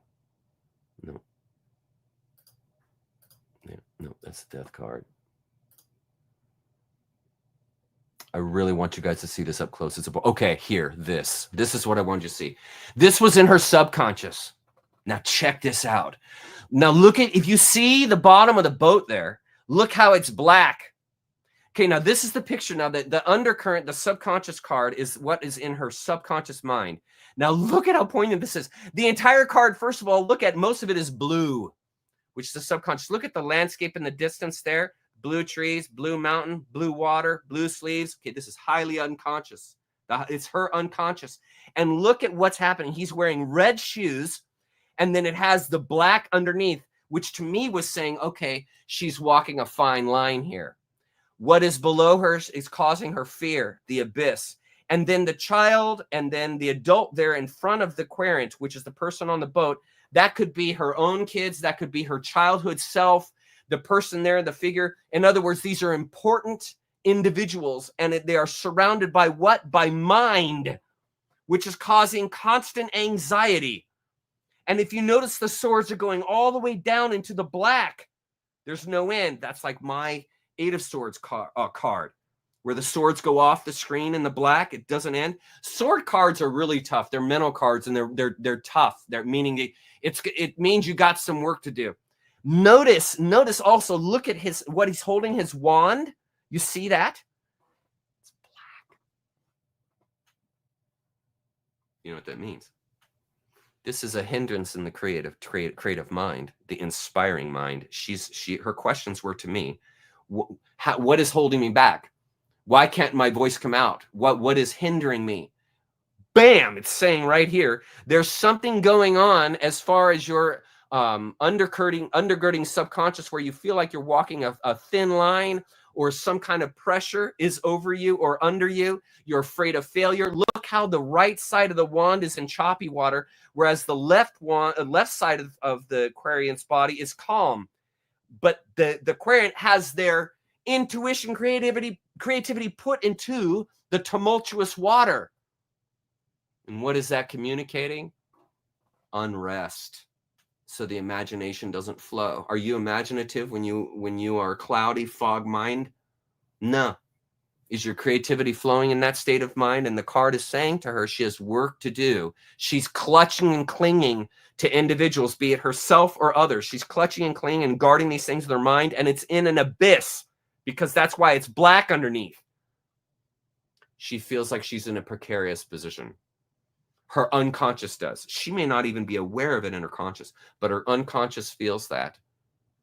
And this is, again, and I ask, why is this a bad thing? The cards are saying, Rachel, you've got some work to do with your deep past, and it likely has to do with some type of childhood figure inside of you, or someone else, or a family member, someone very close to you. And obviously this person here is very concerned about the well-being of those two. That's why he surrounded them with his mind, meaning the swords. And she sends me back this note that says, your translation of these cards was absolutely spot on. I don't know anything about her. This is why I tell you guys, there's an electromagnetic energy in these cards that has nothing to do with like your conscious mind. They just know. And when you put your energy into them, like I talked about doing, they speak to you. And it helps you. Think of how much better off Rachel's going to be in 6 months, recognizing firsthand, this is the ultimate reality speaking directly to me, saying, here you go, here's your issue. And then as you continue down the spread that she had here, look, let's go a little further here. This one here. Show it. Add. There. Okay. So as this is her whole spread.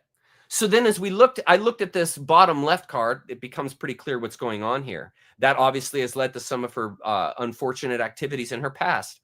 But look at what non-randomly, look at what the card showed her for advice. Look. Ace of Wands. The only thing that's going to get you out of this, Rachel, is imagination, your creativity, understanding these aspects of your past, these aspects of you that are past words. That's our advice to you to get out. And look at the external pressures. Wand influence. The Page of Cups like that, inverted. This is an idea. If you look at the Page of Cups, here we go again, trying to find this darn thing. There we go. Page of Cups.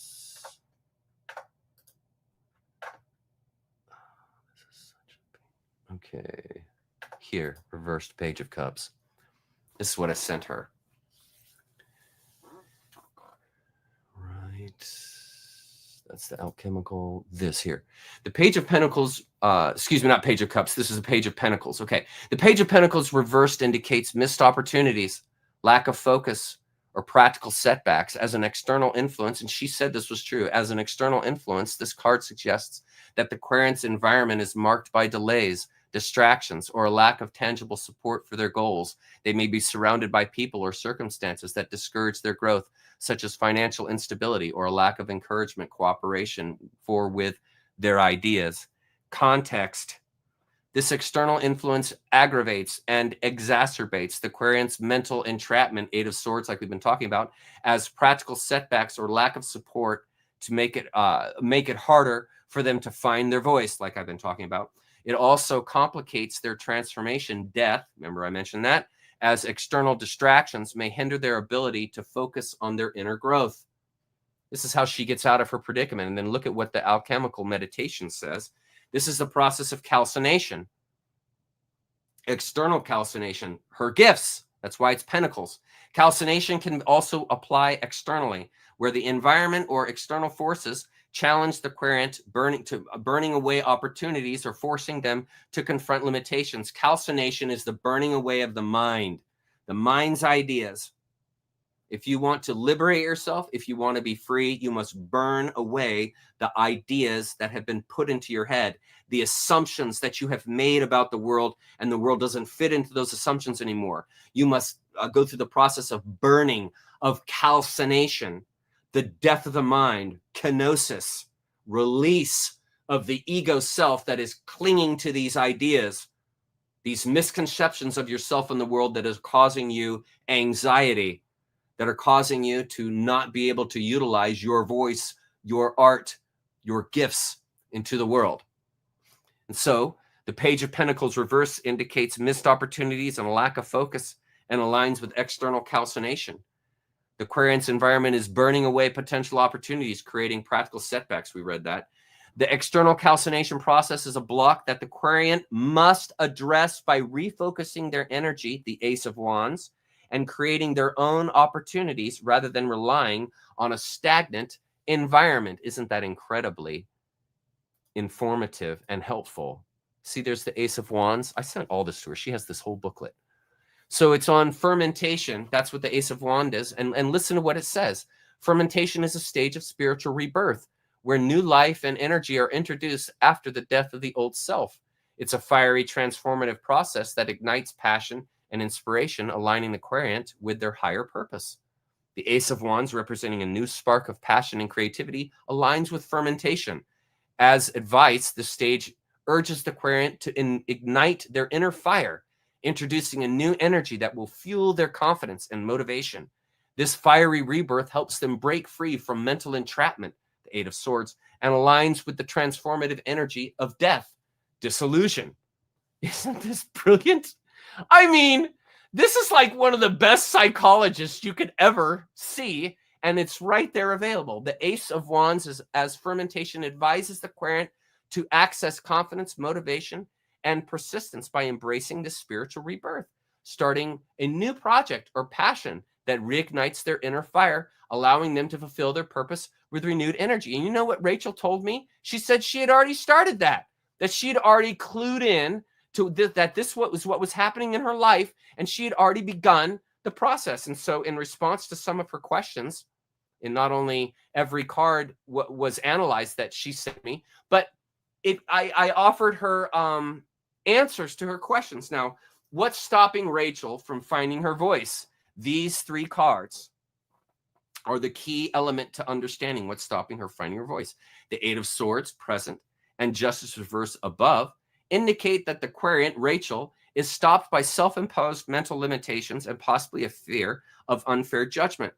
They feel trapped by overthinking, self-doubt, and a belief that speaking their truth will lead to criticism or rejection. You see, this is talking about maybe some of the things she's afraid of, and she said all of this was accurate.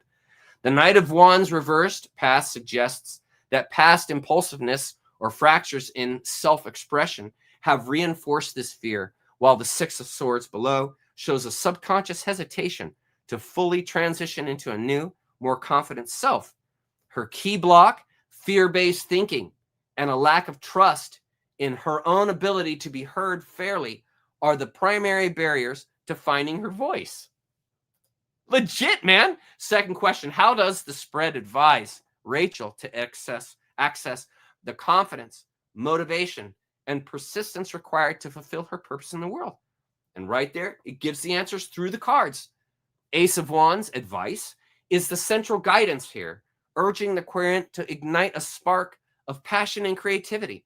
They should start a new project, pursue a passion, or take bold action that excites them, as this will build their confidence and motivation. The Page of Wands, the future, supports this, indicating that this new beginning will naturally foster enthusiasm and self-expression. People are calling this demonology. People call this demonology. I am giving you, folks, I am giving you first-rate psychology. This is, when you go to a psychological counselor, this is the exact kind of thing a good counselor will do. Self-initiation, recognizing where you're not seeing things, where are you codependent, where are you blind and not realizing your behavior is inappropriate. This is self-study. You see what happens when an idea is put in your head that something's bad and you completely miss out on that something. And look at this. Look at what I was able to provide her, because this is the cards talking. All I did was translate. All I did was take what the cards had already self-organized, and I simply took the picture, made sense of it symbolically, and then handed her a report.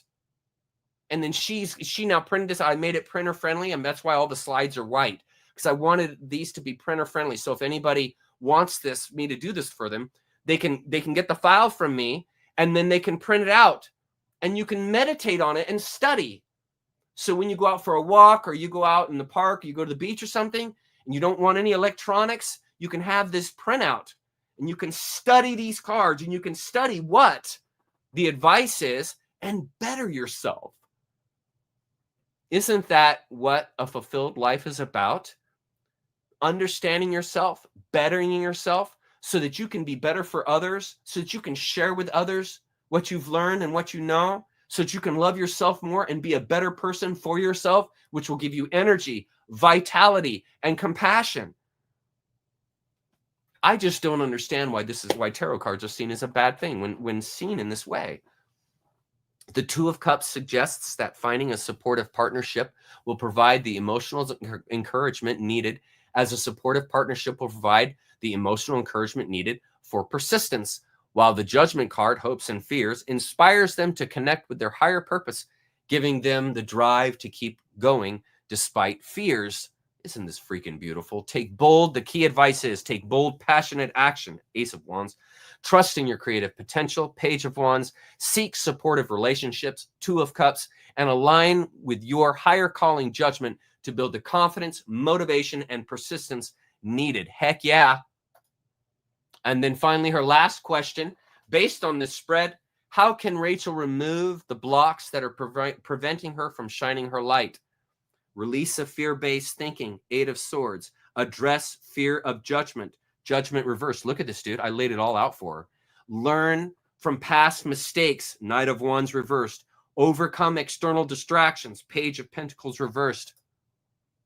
Finally, embrace transition. Trust the process of moving away from past pain, Six of Swords. You got to forgive yourself, of course. And embrace transformation. Death. Do not run from death. Do not run from it. Embrace death by letting go of old fears, allowing their light to shine through the new energy of the Page of Wands. This is practical insight. Ignite new passion, Ace of Wands. Build supportive connection, Two of Cups, and align with a higher purpose. Okay, so this is what I sent her. And every single card, we'll flip through real quick here. Every single card I outlined for her. I would do this for you too. If you guys, if you want to do this, just send me $199 on my GoFundMe and I'll do it for you. Look at this. All this stuff. And then there's finally at the end, I'll show you at the end, concluding remarks here. There. Long-term guidance right there. Outcome right there. And then finally, final words. I found some quotes for her from heroes of mine, Manly Hall and Joseph Campbell. And I sent all these to her to encourage her and to help her understand her situation. And then obviously look at the top right there, effectuating. I changed the names of these to make so they make more sense. So at the end, all what is effectuated from all of these cards, and look at how beautiful the Two of Cups, which is a picture of relationships. And that doesn't necessarily need to be or has to be someone else. That could be her own relationship with her inner child. That could be a relationship she has with one of her kids. If she has kids, I don't even know if she has kids. It could be a relationship with her spirit, the intellect. It could be a pet. Just a relationship based on love is going to be effectuated out of the process that she goes through to transform her life, to answer these questions that she's had for so long. She said she's had these frustrations about herself for quite a while. And again, I didn't know anything about her. I literally just took the picture, the cards that she told me she got, and I arranged them and analyzed them and came up with this for her, and then sent her the booklet. And there you go. So this is what I'm offering. Tarot reading services. And again, thanks, Lancelot, for asking your question. I offer these reading services, and it will include a 40-page analysis in PDF. This is a way for me to help support what I'm doing while at the same time help support you in what you're doing. It's a give and take. That's why I'm doing this, because these things take some time. So this is a give and take. It's a way that I felt that, hey, I can read this stuff pretty good. I'm familiar with the tarot. I can help people with this. What's a way that they can help me? And I need help financially. So this was a way for us to give and take so that we benefit each other. And again, what have I been saying the Great Awakening is about? Us learning and sharing with each other our assets so that we can help each other grow and help each other continue on. And so this is what I'm offering to anyone. So thanks for asking, Lancelot. And no, he wasn't a plant. That was completely sporadic or chance, spontaneous that happened. Okay, does anybody got any questions? I'm glad to be here too. Hi, Tina. Hi, Rosa. Hi, Lancelot. Glad you're interested. Awesome. Okay, so it looks like you guys don't got any questions. Yeah, I know it is. I didn't know what else to do. Thanks for bringing this up. Now, the reason I came up with the $199 is this. I asked Jenny, my wife, who studies this kind of stuff, and she said that when she asked all her friends that are tarot readers, they charge anywhere from $100 to $150 for a reading. And this is to sit down with them and have them pull the cards and they simply read it. What I'm offering is a 40-page booklet, study booklet that goes with it. It takes me about a day to make it. And that goes along. So you're not just walking into a setting, getting a reading and leaving and having to remember all these things. I'm actually delivering to you a full report, full color report that you can print out and utilize and study. And as Rachel said to me, she says it's going to take her 6 months to work through all the data that I sent to her. And this is what I was saying earlier with the cross spread. If you're doing more than 1 or 2 cross spreads a year, you're doing too many, because there's about 6 months of information inside each one of those to help you in your current state. You see, and so based on that, in that it takes me a day to formulate the booklet, I thought, okay, well, if I'm being paid by the hour and I spend 8 hours, 10 hours, 12 hours formulating the booklet, how much is that per hour? You know, and so I felt like that was fair. I felt for 8 or 12 hours of my time putting all of this together and organizing this for the person and then delivering it to them was worth that. You know, and I mean, if I get a bunch of feedback and everyone's just like, you're absolutely crazy, you're a madman thinking that this is worth $200, then I'll definitely change the price. But it's the only way I could justify the amount of time it takes to make this stuff, because this isn't something that just happens. I have to format it and I have to put the whole thing together. So that's why I'm not trying to be greedy. I'm not trying to be unfair, but I felt like an entire day of my time was worth $199. Maybe it's not. And I'll find that out, because no one will be interested. But hopefully some of you will be interested and we'll be able to help each other out. That's my hope. Okay, continuing then with where I was with my media assets. We were here. Just got through the cup of, okay, so the 5 of cups, or excuse me, card 5, the 2 of cups above, conscious goals, aspiration, or what's influencing the situation. And what I got with card 5 was the 2 of cups, top left. And this is a beautiful card, because that card is the overriding consciousness of the pole. And so again, this reflects the cups below it. And what it really was showing to me when I looked at this and I was asking these questions about myself, it was saying, Chuck, in what you're doing, it is leading to more love relationships in your life. It is leading to more connectivity with the public and with those outside of your direct world. And I mean, folks, what do you see happening? What just happened with Rachel? What just happened with Rachel? Top left, 2 of cups.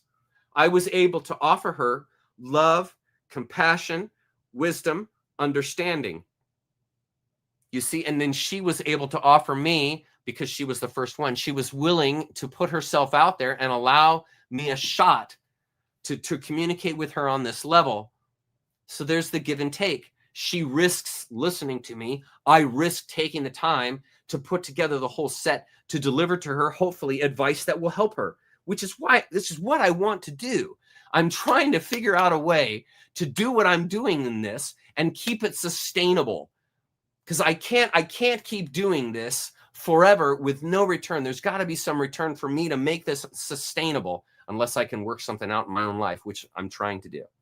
Okay, so that's the motivation and what's going on here. I'm simply trying to utilize the strengths I have to help others and to have them help me in a way that helps me right now. Okay, so visual description is pretty straightforward. The 2 of cups depicts a man and a woman standing face to face, each holding a golden chalice and exchanging a toast or offering their cups to one another. Between them, a caduceus, a red lion's head with wings above, hovers in the sky, symbolizing healing, balance, and a fiery passion tempered by spiritual connection. The man wears a tunic with a floral pattern, suggesting intellect and nature, while the woman is dressed in a white robe and a blue cloak, suggesting purity and intuition. And I've told you guys all about that stuff. Isn't this beautiful? This person on the right is mind, and look at the left is subconscious. The right is yellow, and then red on the outfit represents fire. And then look at the left. We have white and blue. Now, the red feet coming out from underneath, that's the fire of inspiration inside of her. And you have essentially these 2 opposites. You have this intellect and intuition.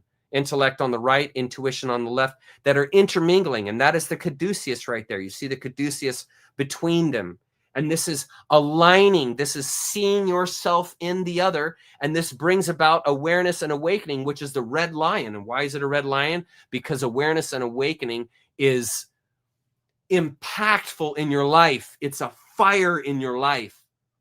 And so the card is showing this is going to have a huge impact, this connection you have with this other, whether it be a person, relationship, object, whatever. But this relationship that you're sharing with this other is going to live in you. It's going to ignite the fire of compassion, which is right there above them, the lion, the fire of action. Okay, and I act out of compassion when I'm acting in a state of fire. Okay, and then continuing, the red lion's head. The lion's head position atop the caduceus symbolizes passion, strength, and the fiery energy, while its wings indicate an overall spiritual dimension in this card. The red color, wings usually mean spirit in these cards. The red color connects to the heart, life force, and action, suggesting that this partnership is fueled by deep passion and love, elevated by a spiritual connection. The lion also hints at the strength card in the major arcana, implying that this union requires inner courage and a mutual support to thrive. And that all makes sense. How are we doing on time? We're doing okay on time. Awesome. So we can continue here. The wreaths on their heads. The man wears a wreath of laurel, symbolizing victory and achievement, and the woman wears a wreath of flowers, symbolizing beauty, growth, and nature, obviously. These wreaths reflect their individual strengths, his ambition, and her nurturing sense, coming together in harmony, enhancing the partnership's potential for success and fulfillment. And really, this is many levels, because the wreaths reflect individual strengths, ambition, and nurturing sense. Now, you see, this is inside of you. So it's not only going to be in the relationship, but it's also that aspect inside of you. The ambition must be tempered with your intuition. And so the card is speaking on multiple levels. It's not only speaking to the relationship of yourself to yourself, but your relationship to others. And that all of this fire and passion in you must always be tempered by this subconscious perspective, the deeper perspective that sees the world not for what it appears, but for what it actually is, which is past its appearance. And it is the intuition, it's the introspection that's going to give you that understanding. And you have to combine these things, you know, because life is both black and white. It's holism. So you need both aspects, and that's why it's important. That's why this cup is profound in its location, because it's symbolizing this love that overrides the relationship. Okay. Conclusion. The Two of Cups is a powerful symbol of partnership, mutual love, and emotional connection, reflecting the water element's potential for unity and harmony. Its imagery of two figures exchanging cups with a caduceus and a lion's head above highlights the healing power of reciprocal relationships and the integration of passion with spiritual awareness. It represents the sacred union of individuals, urging the querent to embrace emotional and spiritual harmony. Alchemically, it aligns with conjunction, uniting opposites for transformation, which mirrors the divine love and balancing energies. The Two of Cups encourages building reciprocal relationships, fostering emotional abundance and healing through connection. This creates fulfilling bonds that elevate both ourselves and others. And again, this is just good psychology, folks. This is just good psychology. Okay. And then card 6, Pentacles, Page of Pentacles, and it's in the below position. So for it's really interesting how many cards she got the same as me. That's really wild, because she had Two of Cups, she had Knight of Wands, she had Page of Pentacles. That is really wild. I mean, if you think there's 70 plus cards in the deck and she got at least 3 the same as mine, that's pretty wild. Meaning Rachel, that set that I showed you guys earlier. Okay, the Page of Pentacles is a court card in the Rider-Waite deck. And we won't spend time on this because we already covered it in Rachel's deal, but we'll at least cover the quick view. It's part of the suite of Pentacles, which is associated with the earth element, symbolizing material resources, practicality, stability, and the physical world. As a page, this card represents youthful energy, curiosity, and the beginning stages of a journey, making the Page of Pentacles a symbol of new opportunities in the material realm, a studious mindset, and the potential for growth through diligence. Gotta love that. And since we already covered it in Rachel's, we won't go all through it, but I mean, I'll just give you a quick and dirty here. Let's look at here the strengths and weaknesses: curiosity, diligence, practical mindset, and the ability to focus on long-term growth. And then weaknesses: potential for overthinking, being overly cautious, or getting stuck in details, which can delay action or progress. And you can see this is all nature. Look at what he's wearing. Look at how his head is afire. It's the red with ideas. This is an idea he's looking at. This is a tangible idea he's holding in his hand, which is why he's looking at the pentacles like that, because it's very precious to him. And this idea is going to carry him. And notice his feet are completely on land. That's the intellect. The blue is the unconscious. The land is the conscious. So this is an idea that's come out of his conscious mind, his creativity. And you can see the trees in the background represent renewed growth or continued old growth, and that he's on a good path. And you can see the fields there on the bottom right representing hard work. And this person is willing to do the hard work to manifest this idea that they have, this concept that they have.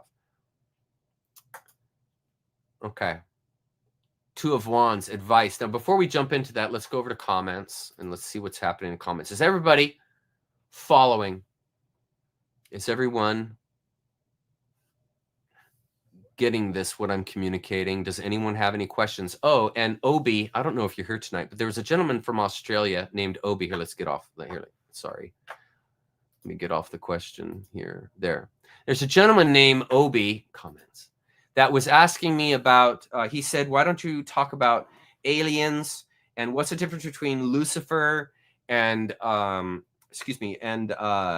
Satan and evil and these kind of subjects. So he wanted me to mention it. So what I wanted to mention was that I subscribe to the idea, and I'm happy to be wrong, but I subscribe to the idea that the universe is limitless and that it's not just what we see, but it's past what we see. So even in telescope wise, when they say we have found the edge of the universe, I think that's BS. I don't think there's any into it. And so I think that the universe contains limitless amounts of planets, stars, all these things that we see here and are experiencing here on this earth, this planet, what we see. And so in other words, there's a long way of saying, yes, I absolutely subscribe to the idea that there are aliens, that there is more to the universe than just us, and that there's more to the story than just our history and just us. I don't have a myopic view of the human race where it's all about humans and the entire universe was made just for humans. I don't subscribe to any of that. I believe it's a garden that we all enjoy, that we realize that we come into in some profound way. We don't know how that happens, but we come into this world in some profound way, and we are to immerse ourselves in its profundity, in the impossibility that is the world. And so I like the concept that, yes, absolutely, because the universe is limitless, I subscribe to the idea that there are limitless lives, limitless beings. And it's just simply where you are in the universe is the beings that you're going to encounter. And the universe has personalities just like you. And so when you're in a certain mood, you're going to behave a certain way and act a certain way. So in the same way, when you're in a particular area of the universe, depending on its electromagnetic forces, its age, and so on and so forth, will affect the beings that come out of that world, that come out of that portion of the universe. And that's why there are different types of alien beings, because there are different types and forms of electromagnetism that are influencing the self-organizing biological process that fills the universe. So I think it's a very short-sighted idea to think that all there is just here. And I think they put that idea, I think authorities put that idea into people to shrink their heads so that they would become myopic and think, okay, the entire universe is about me. It's about the human race surviving. God only forgave all of the humans, never even mentioned any other beings. So it's all about human beings. And I think that's a very egotistical approach, and I don't like it. And so I like the idea of oneness, where all of this, we are a part of a greatness. We are a part of something that is past what we can conceive. And so I definitely think that the universe is filled with beings and energies that far go beyond any scope in our mind. And then as far as the difference between Lucifer and Satan and these kind of things, Satan, as I mentioned earlier, and I think I mentioned this in one of my previous talks, but Satan is an energy that is evoked. Lucifer is light. Light is wisdom. And I'm not saying to follow Lucifer. I'm saying that in alchemy, in understanding the deeper teachings of things, the Gnostics considered light to be an impurity. And so Lucifer, in the Gnostic sense, is impurity, because light is seen as impurity. And since light is matter, it's both particle and wave, it is a manifesting of God, but it's a manifesting of God in this finite way called light. And so it is only a portion of God. It is not the all. And so because it is not the all, it is considered, in many descriptions, Lucifer is considered to be the representation of all that is evil, because light was the beginning of evil. That's the way it comes out of our history. That's the way it's termed. And so Lucifer is a being of light, because Lucifer bestows to you the material world, because Lucifer ignites the material world. Igniting is Lucifer. That's where this whole idea of Gnosticism came out of, the demiurge, and that everything is made by the demiurge. And since the demiurge is evil, a being of light, everything is tainted with that evil. And so this idea of Lucifer, a being of light, tainting everything, that's where that comes from. And so when you want to differentiate between Lucifer, a being of light, and Satan, this evil energy, that would begin the process. So I evoke Satan when I perform a satanic ritual. And I can take the satanic energy that fills the world, that fills everything everywhere just as much as the good energy, right? I can evoke it through my intention. And I can form that satanic energy into a being that I can see and talk to. Because as a human being, you have incredible power. You just don't realize it. And when you put your intention into something, you can evoke beings out of the etheric world. Everyone has this power. And so you simply take, if you're a truly evil person, you're going to take all this negative side of you and you're going to focus it into a negative intention. And you're going to evoke that negativity by setting up a ritual, setting up a space, maybe a sacrifice, saying words, all that kind of stuff you guys know they do in these rituals. And you will evoke this energy. You will organize it because you have that power. You have the power to self-organize electromagnetics. What do you think telekinesis is? You have these powers. It's just that your brain and your mentality has been turned off by authorities that don't want you knowing that you have this power. Okay, so anyone can evoke evil, can evoke Satan, just like anyone can evoke good and compassion. It's just simply where you put your intention. It's a free field, folks. That's why there's no guarantees and there's no safety in the whole thing. Okay, so then Lucifer then would simply be the being that represents light, which is why Lucifer is said, even in the Bible, said Lucifer is beautiful. Is light not beautiful? Is wisdom not beautiful? Is power not a beautiful thing to behold? You know, you go to Niagara Falls, that's beautiful. It's power. You see a lightning storm. The lightning is beautiful. It's power. Okay, and so one of the traits of evil, one of the traits of Lucifer is beauty, is power, the ability to evoke these aspects that are highly influential on you as an individual, on you as a person. And it's simply a matter of not getting attached. That's the thing.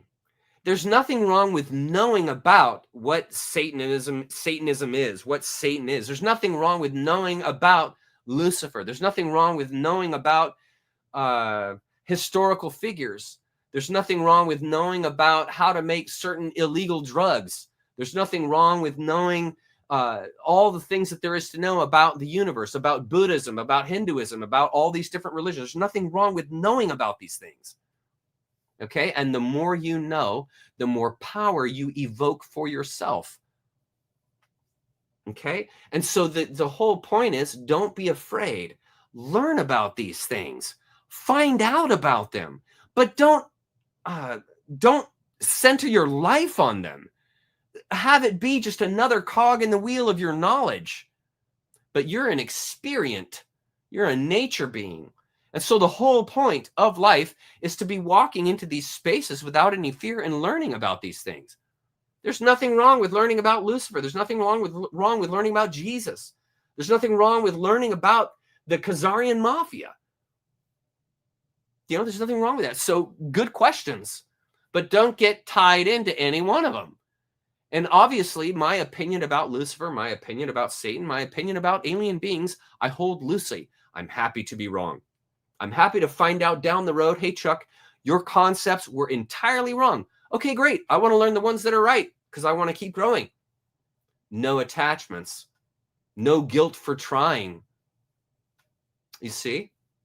This is just basic maturity. This is just basic growing up. And we have become too frantic as a society when it comes to these kind of things. Really. We need to be more receptive and compassionate towards ourselves and others. Okay. And see, this is great. Other people are contributing. Other people are contributing their thoughts about Lucifer. Knowing is an understanding. You're exactly right. Lancelot, you're exactly right. But knowing sure helps you understand. I'd say that I'm just going to start putting up some stuff. I'd say any of the gods that require sacrifice are satanic. I would say that's probably true. I would say that if you are sacrificing living nature creatures to worship your god, it's probably not a good idea. and Yeshua is supposed to be Jesus, right? That's what I understand, Obi. Oh, hi, Obi. Hey, buddy.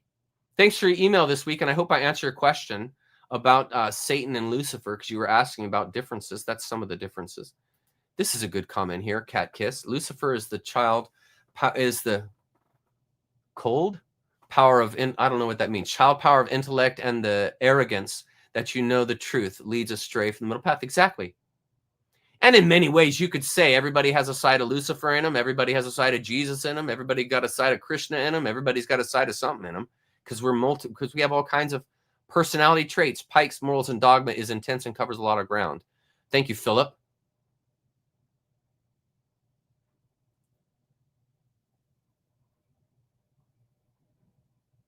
Now that's an interesting comment. Knowing is channeling in my backyard language. That's interesting. Thank you for that. I like that concept. Knowing is channeling. I like that a lot. Lucifer is Western god of enlightenment. Yeah, it also could be that too. I don't like to pigeonhole a concept like that into one religion or one particular sect. I like to just have the overall concept that we all know, and I believe it should be accepted, that there is evil in the universe. There's negative energy in the universe. Okay. There's positive, growing, organizing energy in the universe. You could think of destructive energy as evil. You could think of constructive energy as good. Okay, so planets self-form. We know that process. We understand how galaxies form. We understand supernovas. We understand black holes. And each of them have their role, just like organs in your body. And our universe has organs, namely black holes, galaxies, planets, moons, asteroids. All these things are the organs that compose the way the universe is. And so you have organs in your body that compose you. And so the point being, like, if a person wants to heal themselves, they shouldn't just focus on one organ. Just like if you want to understand the universe, you shouldn't just focus on black holes or just evil or good or whatever. You need to understand the whole body to understand that organ. You need to understand the whole universe to understand what a black hole is. Holistic knowledge, holistic awareness. This is common ground basics. You know what I'm saying? And so there's nothing wrong with having all kinds of definitions for what Lucifer is. Broaden your scope, widen your awareness. Great. You don't want any one opinion. You certainly don't want just my opinion of Lucifer. You need the opinion of many others. That's healthy. Okay? And so again, don't be afraid. Walk into these spaces confidently. You are built to be here. You're a good fit. You're not a mistake. There's nothing lacking. You're a really good fit. You're full of all the senses you need to understand the bigger picture and develop your life. Honestly, it is all inside of you. And the authorities want you to think that it isn't inside of you, that you need something, that you're lacking something, that something's missing. And absolutely nothing is missing. The baby born from mama has everything that baby needs to live a full and wonderful life. Everything is in there ready to go. But that baby is going to have to spend its life understanding and amalgamating all these different perspectives and characteristics about themselves, which, if used inappropriately, will hinder their development, will hinder their growth. And so what's an escape from that? Awareness. The more awareness that child develops through experiences in its life, the more wise they will become, the more they will understand the world, the more they will be able to make sense of and understand who they are. Because that does not come from one group, one organization, one group, one book, one man. Because you don't fit in any one of those. You are past them. And it's the same with the universe. Okay.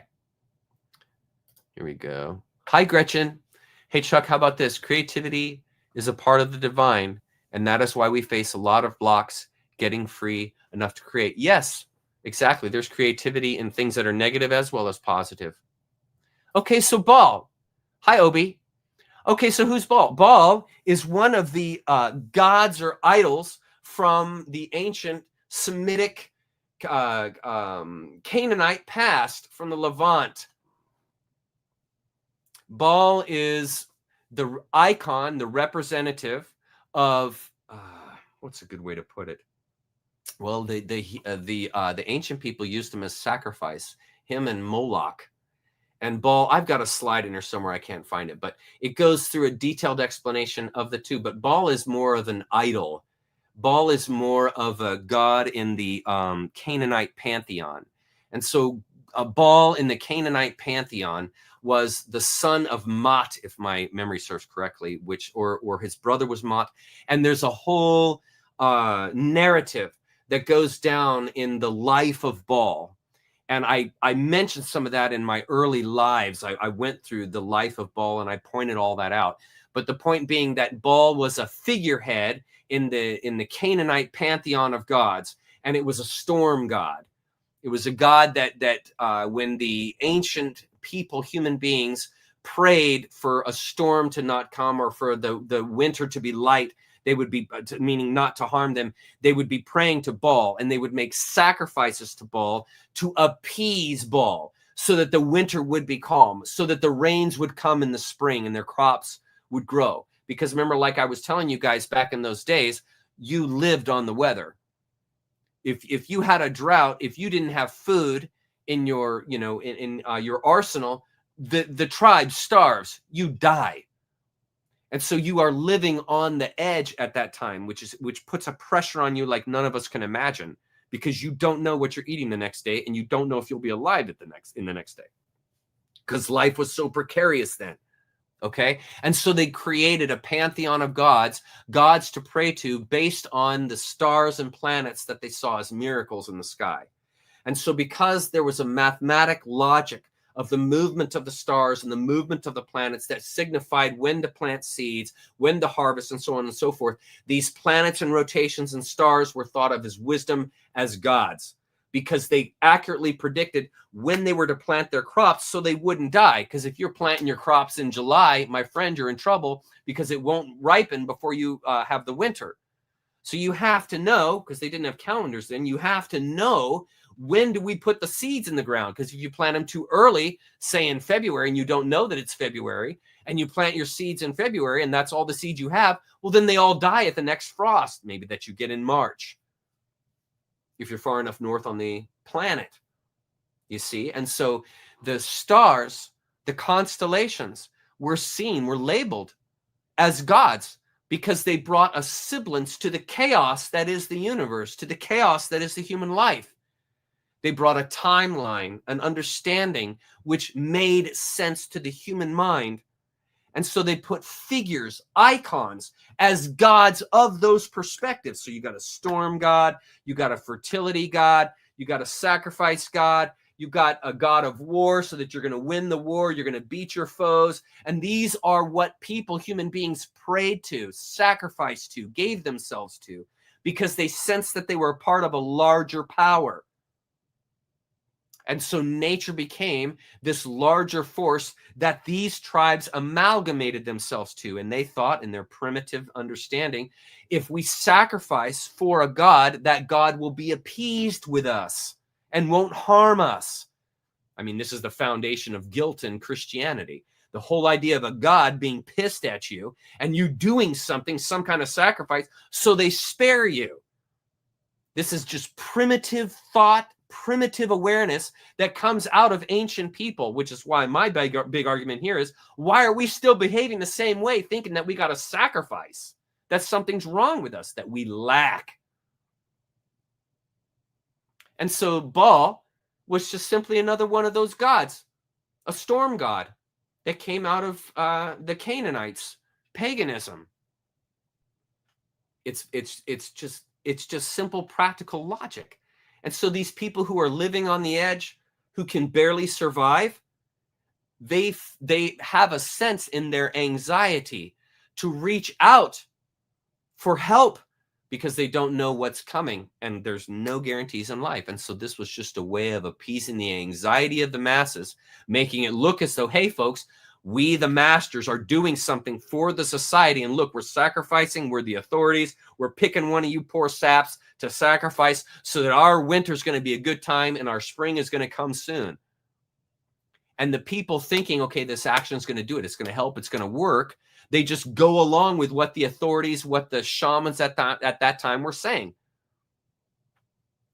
And so then now we still have, to this day, this same idea that the human being doesn't have their own authority, that they seek the authority outside themselves, just like the ancient persons sought outside themselves the power of the constellations and the planets, which told them when to plant, which told them when to copulate, because you want to have your baby at a certain time of the year as an ancient society, because you want to have that child when it's safest, likely in the spring, when you're going to have a whole season of warm weather and being able to provide plenty of food for that child. And then, you have the harsh winter coming up. You see, there's logic behind all this stuff. And that's the kind of thing I was pointing towards when I started this series, was that this isn't happenstance that all of these ancient tribes put together this whole configuration of gods. There's actually logic behind what they were doing. And they thought they were doing the right thing. And then they were taken advantage of by this mafia. Eventually, that's what happened. And the mafia came in and claimed, hey, we're the authorities. And this whole idea of this external God thing and having authorities just passed right into society, namely Babylon. And I showed you guys some of that as we walked through some of the time frame from Dylan Monroe's map. And I showed you how it's just a logical progress of a society that's going from tribal size to metropolis sized. And you have to make adjustments. I worked at a church for years where we started as a tiny little Bible study. When my dad first started his church in Frisco, we were a tiny little Bible study, and there was probably about 50 people that showed up. And we rolled with that for the first couple of months. And then we eventually, as a church, I was doing all this with my father, we eventually raised enough money in that church to be able to have a better facility, a larger facility, to be able to house all these people that are coming every Sunday. And so we rented out like a school gym for a number of years. And then we started having fundraisers inside that school gym, and we raised enough money from that fundraiser that we did in the school gym to build the first sanctuary, to build the first, or really was an amphitheater that was also used as a sanctuary, because we had no money. The church was new. And so there's a growing process. Well, what you begin to find is there are people that really like a tiny little church, like 50 people or less. And that's their thing, and they dig it. So we had people that went, and they just thought it's the greatest thing in the world. It's this little, 50 people. It's like a Bible study. But eventually the church grew to hundreds, thousands of people. Okay? You didn't have the same people, because the people that like the small town kind of feel, they don't like the big mega church idea. And then a lot of the people that are mega church folks, they don't like the small church idea, because they like just kind of the general population kind of a thing. They don't want to be missed when they're not there on Sunday. They don't want to come the next Sunday and have 20 other people, which comprise the church. Hey, where were you last week? Some people don't like that. And other people do. They want to be missed. And when they show up, they want people greeting them, saying, hey, you weren't here last Sunday. What happened? And they feel love and compassion in that way. Whereas a person who's more metropolis oriented feel pressure and like, why are you even asking about my life and why I wasn't here last Sunday? You see, and this is culture. And so the smaller culture works for some people. The larger culture works for others. And religion is the same way. And everybody has this different way that they blend into society. And some people never do. Some people just move away to Lopez Island and forget the world exists. And that's fine. That's their gig. Okay. And so it's the same idea when it comes to gods. Some people are polytheistic. A lot of Hindi are polytheistic. They think there's a God for basically every single thing, practically. Okay. And then you have monotheistic people who can't identify with this idea of a multi-God thing. They want a one central authority. And so they're going to want a religion that has a monotheistic premise, because then they can whittle it all down and it makes a lot more sense to them. You see, and it was the same thing back in ancient times. And you had people who could align to the way they had the setup that they had in Rome. Think of 325. And then you had a society that was filled with people that had different ideas of what God was, different idea of what they were, different idea of what the world was, and so on and so forth. And it was breaking apart Rome. And so Rome had to congeal, had to figure out, okay, what is the most popular religion we can give these people that integrates all these different ideas so we can capture as many of them as we can, because some of them align to monotheism, some of them align to pantheism, some of them align to this God, that God, and the other. And we just want to make a smorgasbord. So they took all these different religious rites, all these different dates, and just put it all into one religion and said, here you go. Here you go. This is the religion. This is the true religion. Here you go. We got it figured out for you. Here it all is. And that's why Christianity is basically a conglomeration of all these ancient pagan rites. And they just put a figurehead in it, and they made it about compassion and so on and so forth. They handpicked different teachings from different books and assimilated them all into this book and said, here you go. And that's the way gods were back in the day. You had the authorities that said, there's a god called the storm god called Baal, and you sacrifice to this god at these dates and this time, and your whole gig is going to be okay. And you have little children that are growing up, and they just integrate this idea and never think otherwise. And it's the same thing with society now. And here we are in the Great Awakening, just like Roman 325. And we have the internet, just like the ancient Silk Road. Now we have the internet, and it's bringing in all these different opinions, all these different personalities, just like the Silk Road did to Rome. And you have now people on the internet, everyone in society, basically everyone is plugged in, and everybody is starting to say, hey, wait, I've got a different opinion in that. I got a different opinion in that. Hey, wait a minute. That story wasn't true. And hey, wait a minute. Those guys have been lying to me my whole life. Upheaval. That's the Great Awakening. And the same thing that happened to the Levant when they open up the Silk Roads in 0 BC is the same thing that's happening right now to the earth. And they've opened the internet.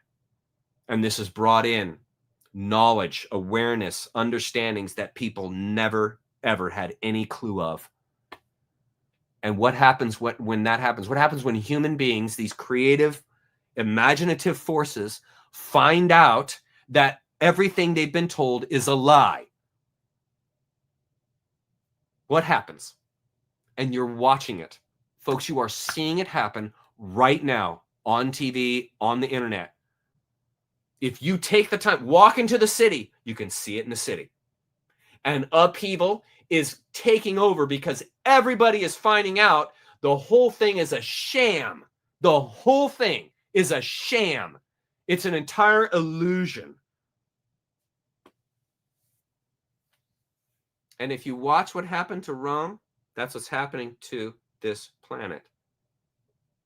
And there's going to be a metamorphosis that happens, and there are going to be people that will be able to make that transition. And there will be others that refuse to make that transition. Nature doesn't care who goes and who doesn't. It's your choice. That's the beauty of nature. The choice is yours. You can choose to allow yourself to see a bigger world than what you were raised in, or you can put the blinders on, say, nope, I don't want to see it. I don't want any other religion but the one I was raised in. I don't want any other ideas but the one that were put in my head. And I don't want to give my brain to anybody else but the catechism. And that's where I'm at. Okay. Then you won't experience a great awakening. You won't awaken. You'll stay stuck in old world values, old world ideas. You'll become irrelevant to everyone around you who is growing and expanding. And that's it. You'll die that way unless you are willing to change your mind. Unless you are willing to engage the sword suite and begin to cut through the BS that's been handed to you.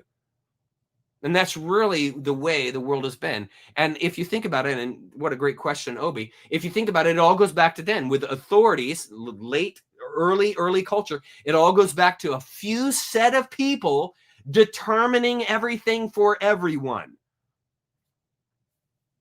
It used to be a survival thing where the tribe had to do that. You had to have cohesion. Everybody had to worship the same God because you couldn't afford to be separated as a tribe. You're going to get killed by the next tribe that comes along. So there has to be a unity in that sense. But when you've got a world like ours is, and you're no longer in a tiny tribal situation, you're in a metropolis situation, you've got a whole different set of values, just like a mega church has a different set of values than a micro church. And if you just want to ignore that and play like, no, it's all the same. Okay, well, then you become irrelevant and you're a hindrance to everybody.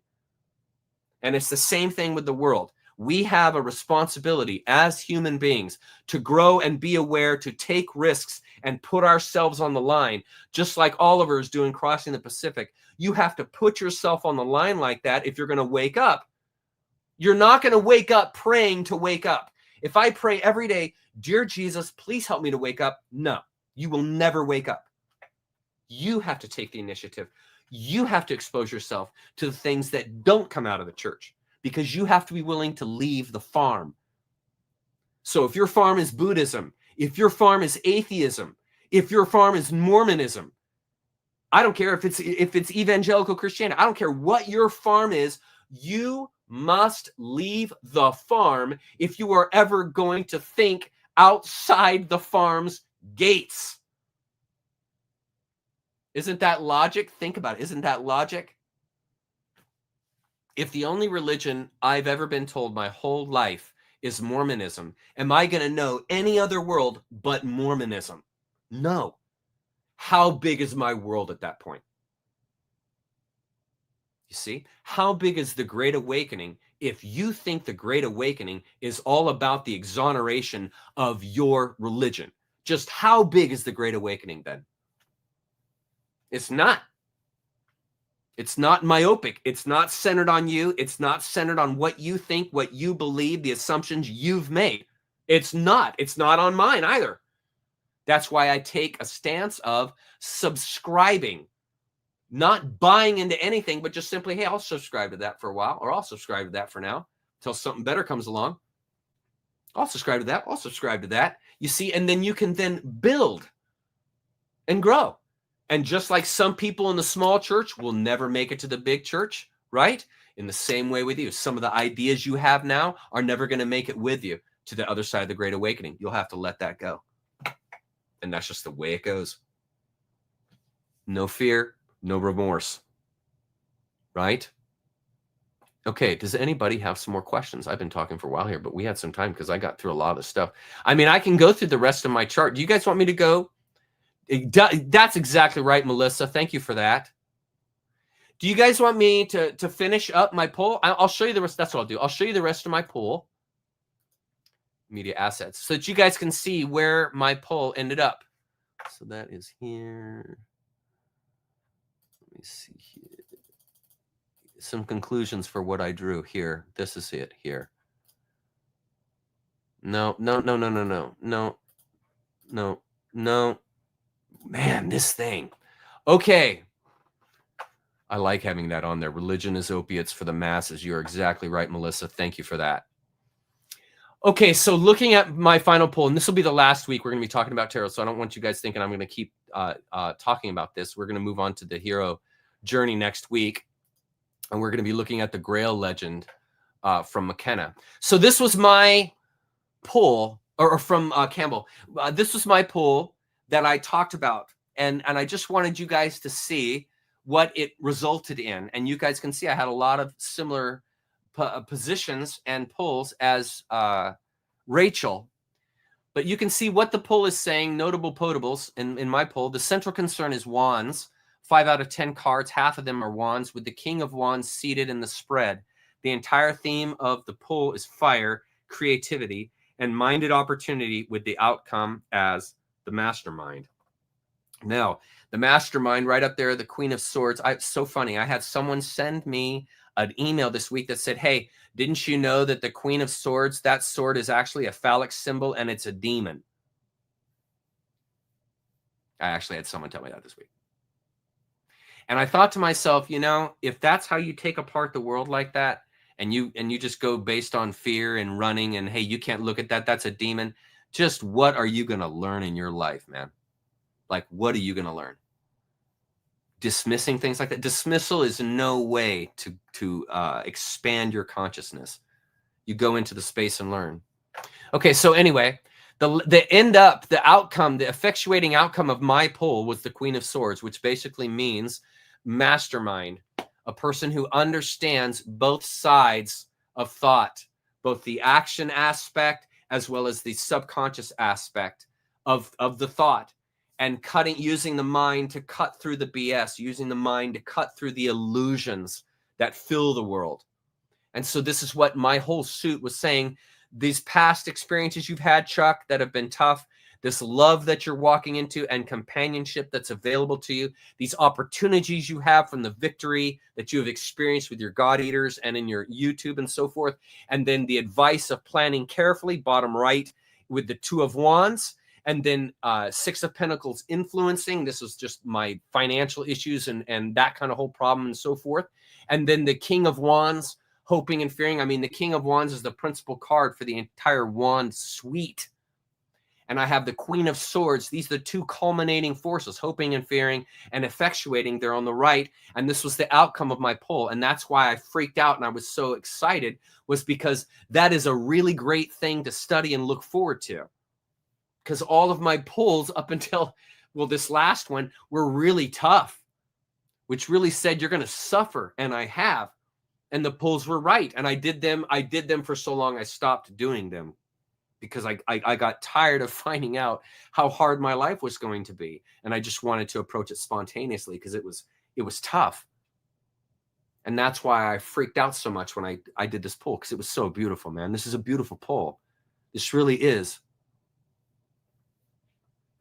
Probably enough said about all that. You guys have probably had your fill.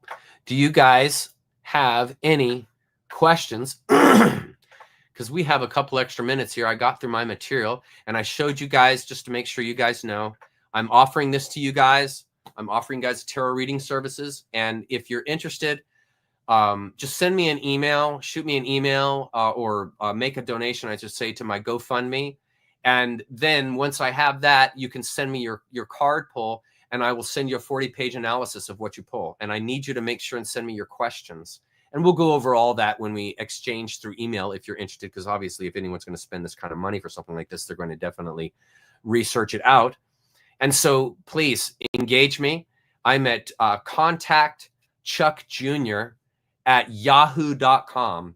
That's contact, the word contact, my name, contact Chuck Jr., just JR, at yahoo.com. And I'll be happy to engage with you on this. But I just wanted to offer this as a way to not only help myself, but to help you guys with maybe some of you guys might have some challenging aspects in your life right now. You know, you might have some things in your life that don't make sense and haven't made sense for a long time. And so it would probably do you some good to have a different perspective of how all this stuff is operating in you electromagnetically. You know what I'm saying? And I want to be here for you because I seem to be able to be in touch with this pretty well, and I seem to be able to help folks in this. So I want to offer that to you guys as a part of what I'm doing right now to help y'all. You're welcome, May. I appreciate it.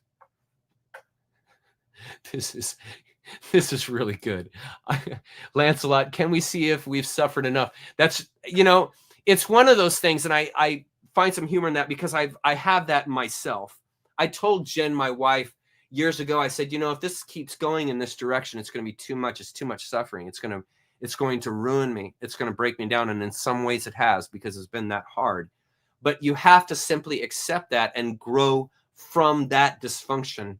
You have to simply turn it around through deeper and deeper and deeper wisdom. And so in many ways, as the Buddha said, life is suffering. Life is a fire. All life is a fire. Because life, nature is now you see it, now you don't. And everything has this intangible aspect to it. And so there's a beauty there, and the beauty is there because it's now you see it and now you don't. That's why when you listen to the same song over and over and over again, you tire of it. And the original authentic beauty it had when you first heard it isn't there when you've heard it the 1,000th time. There has to be some space there to gather appreciation, and then it will be there again. You'll appreciate the song like you did, or similarly to the first time. And suffering is the same. Suffering is just a part of life, and we suffer daily. That's just a part of life. There's no need to run from that. But you need to amalgamate it so it doesn't destroy you. So the whole point is to learn from your suffering. That's why inverted cards and tarot are so important, because that's where you're suffering or where you will suffer. So learn about that suffering so that it is not suffering. It is a way of learning. It's a way of growing, not just a way of confining and hurting. And this way you can reverse yourself out of the situation. And that's important because suffering is a part of life. There's no escaping it. It will be with you until the day you die, because life is, now you see it, now you don't. You're constant. Life is burning away from you. All the things that you value are being taken from you constantly, because that's life. What makes them valuable is that you can't hold on to them. That's why when you love someone, you never hold to them. The worst thing you can do is hold them. You must release them and let them experience life. I'm not saying like you don't ever see them. I'm saying you don't cling to them and say, I want you to be this way, that, or the other. You let them become what they are going to be. And it's sometimes very hard to do that, because they very well may become a person or have characteristics that you don't like. And so you're suffering more than you used to because they're maturing. That's the way it goes, friend. That's called having a partner and growing with that partner. They must grow in the way that they must grow, and you must grow in the way that you must grow. And it's this companionship that builds this higher relationship. And it's the same thing with suffering. You form a relationship to suffering, not in the sense that you like it, but in the sense that you just accept that's the way it is. I'm not going to run from it. I'm not going to be afraid of suffering. I'm going to dive right into it. And yes, I will suffer. And that's not fun, but that's how we grow, because there's no such thing as comfort and growth. There's no such thing. There's suffering and growth, but there's not comforting. You don't grow when you're comfortable. And there's nothing wrong with being comfortable. There's nothing wrong with not growing for a while. That's normal. But the whole point is, just like the plant doesn't grow in the winter, the whole point is that you are in, and now you see it, now you don't. So I'm growing some, I'm relaxing some. I'm growing some, I'm like, it's just a balance.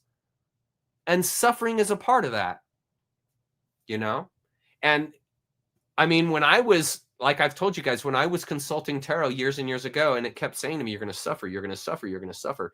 I didn't fight it. I just finally said, okay, I'm going to let the suffering happen spontaneously. And I'm not even going to refer to these cards for a long time, because I'm tired of them telling me what's going to be coming that's going to be tough. Seriously. So I changed my perspective. I no longer was looking towards that. I just changed my perspective and just rolled in a different direction. That's healthy. That's good. Not being stuck in the same thing. Learning is suffering. Here. No, here. No, where did it go? Oh, this thing, man, it jumps. Where did it go? There, here it is. Man, I don't like it that it jumps like that sometimes. Okay. Is it suffering or a learning process? It's both.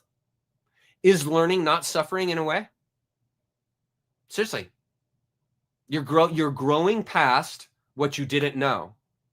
So not every time, but most of the time, suffering and learning go together. And I'm not a sadist. I'm not promoting suffering. I'm not saying that you need to find more suffering in your life. Please don't make me walk on all fours here.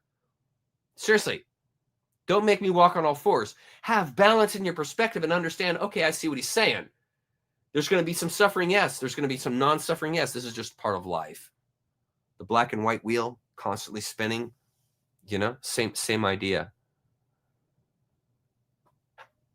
Yes, this is a good point here. Not everybody uses the same tarot, okay? I like Rider-Waite, but that's just my personality. Some people like to eat escargot. I don't. It's not my gig. But my wife loves escargot, okay? Some people will use the Rorig, Terek. Some people will use Rider-Waite. My wife uses all different kinds, okay? I resonate with the Rider-Waite. That's the one that makes sense to me. It's the hermetic and alchemical symbolism that is hidden within it that speaks to me directly. It's profound. And that's why I was able to communicate that to Rachel in her packet, because I resonate with that deck. And so that's the deck I work with. But there are many people in the world that never use Rider-Waite. No problem. No problem. They have found a semblance and sense with their own deck. You see, and that's great. I applaud that. I think it's great. Okay, here we go. My email is if that's to me. My email is contactchuckjr@yahoo.com. That's my email. contactchuckjr@yahoo.com. End times question. What's your end times question, Errant June? What's your end times question? Lay it on me. You guys obviously are having your own communication in the Here, okay, Gretchen's, okay, so Gretchen, did Gretchen ask a question? Here. End time stuff that I was brainwashed into believing because the world we live in seems to line up with scripture sometimes. Right, exactly. Because guess who edited the scriptures? This is going to be hard for some of you guys to hear. Guess who edited the scriptures? The Romans, Freemasons. You don't have the original scriptures, whatever they were, beforehand. You've gotten a fully tainted version, just so you know. And within any lie is going to be some truth, no doubt. That's what makes lies believable, is that they have aspects to them which are true. But the lie is so profound that it overcomes the aspects that are true. So there are definitely parts within the scriptures that are true. I mean, how could it be wrong to love your neighbor? That's a great idea. How can it be wrong to approach the world humbly and with meekness? You know, these are good character traits to have, to not be an egotist. Okay, so when it comes to the future, when it comes to the end times, well, guess who wrote in the end times? You guys aren't going to like this either. Guess who wrote in the end times? Guess who edited the end times? The very people who are planning to bring about the end times. The same people that planned the prophecy of the destruction of the earth are the same people, the same lineage that's going to carry out the destruction of the earth. Those that planned it long, long ago knew they would never live to see the end of it, that it's a process that takes hundreds, if not thousands of years to do. So they, you know, this has been going on for some time. And now it's just simply, they're simply carrying out the prophecy that they planned, that they set up. This is really hard information for some people to hear. So you need to understand then that there was, now this is where it gets interesting. Obviously, the scriptures will show you there was a plan to destroy the earth. There was a plan for there to be a tribulation. There was a plan for everything to be totally and utterly destroyed, and that a certain sect, a certain group of people, very small, tiny, tiny group of people, were going to survive it. They're going to survive it, and that they're going to be the only ones, and everybody else is a goner. Okay? That's the way the Bible has set it up. Okay. What you need to understand is that's a coup. That's a ruse. It's a ruse. It's a ruse so that through fear, you will align yourself to the very people who set up this earth-destructing process that's to come. And by aligning yourselves to them, you enable it. This is the egregore that I talked about for weeks. They implanted this egregore called the end times, where all the world is going to be destroyed. There's going to be one figure that comes back, and that everybody is going to have to bow to that figure or it's over. Okay, this is an egregore that was put into the society so that then the society will act and behave as though that is what is coming. And because they enable it, it actually comes. That's why I spent so much time on the egregore telling you guys, you have to get out of these mindsets that have been put into you by these authorities that come out of Rome that want to control you. You have to get their ideas out of your head if you're going to understand what's happening. And so what we have now is an entire population. 80% of the United States is Christian. And so 80% is fully engaged and willing and accepting that a tribulation's coming, man. That's what's going to happen. It's going to be a tribulation. And my Jesus is going to come and save me. And so what you now have is hundreds of millions of people that are enabling that egregore. They enable it by believing it and acting upon it. They endorse it. It's the same as the enabler for the alcoholic. They go to the alcohol store and buy the alcohol for them. They cover for them when people ask if they're drunk or if they're asked they're sick. They cover for them. And so we have people now, entire society in America especially, all these people are like, yep, going to have a tribulation. Yep, just my God's going to win. Yep, the Great Awakening is just for Christians. And none of these pagans are going to make it because they're on the wrong side of the right. You see what I'm saying? And so they create this egregore, this community, and then they force that to come true because that's what they are putting their energy towards. And life becomes the energy that you give it. So if you think that you're a loser, you will act and become a loser. If you think that you're a great person and helpful and kind to others, you will be a great person that's helpful and kind to others. You become what you believe. Any good psychologist will tell you that. Take that exact model, apply it to society. The society will become what the society believes.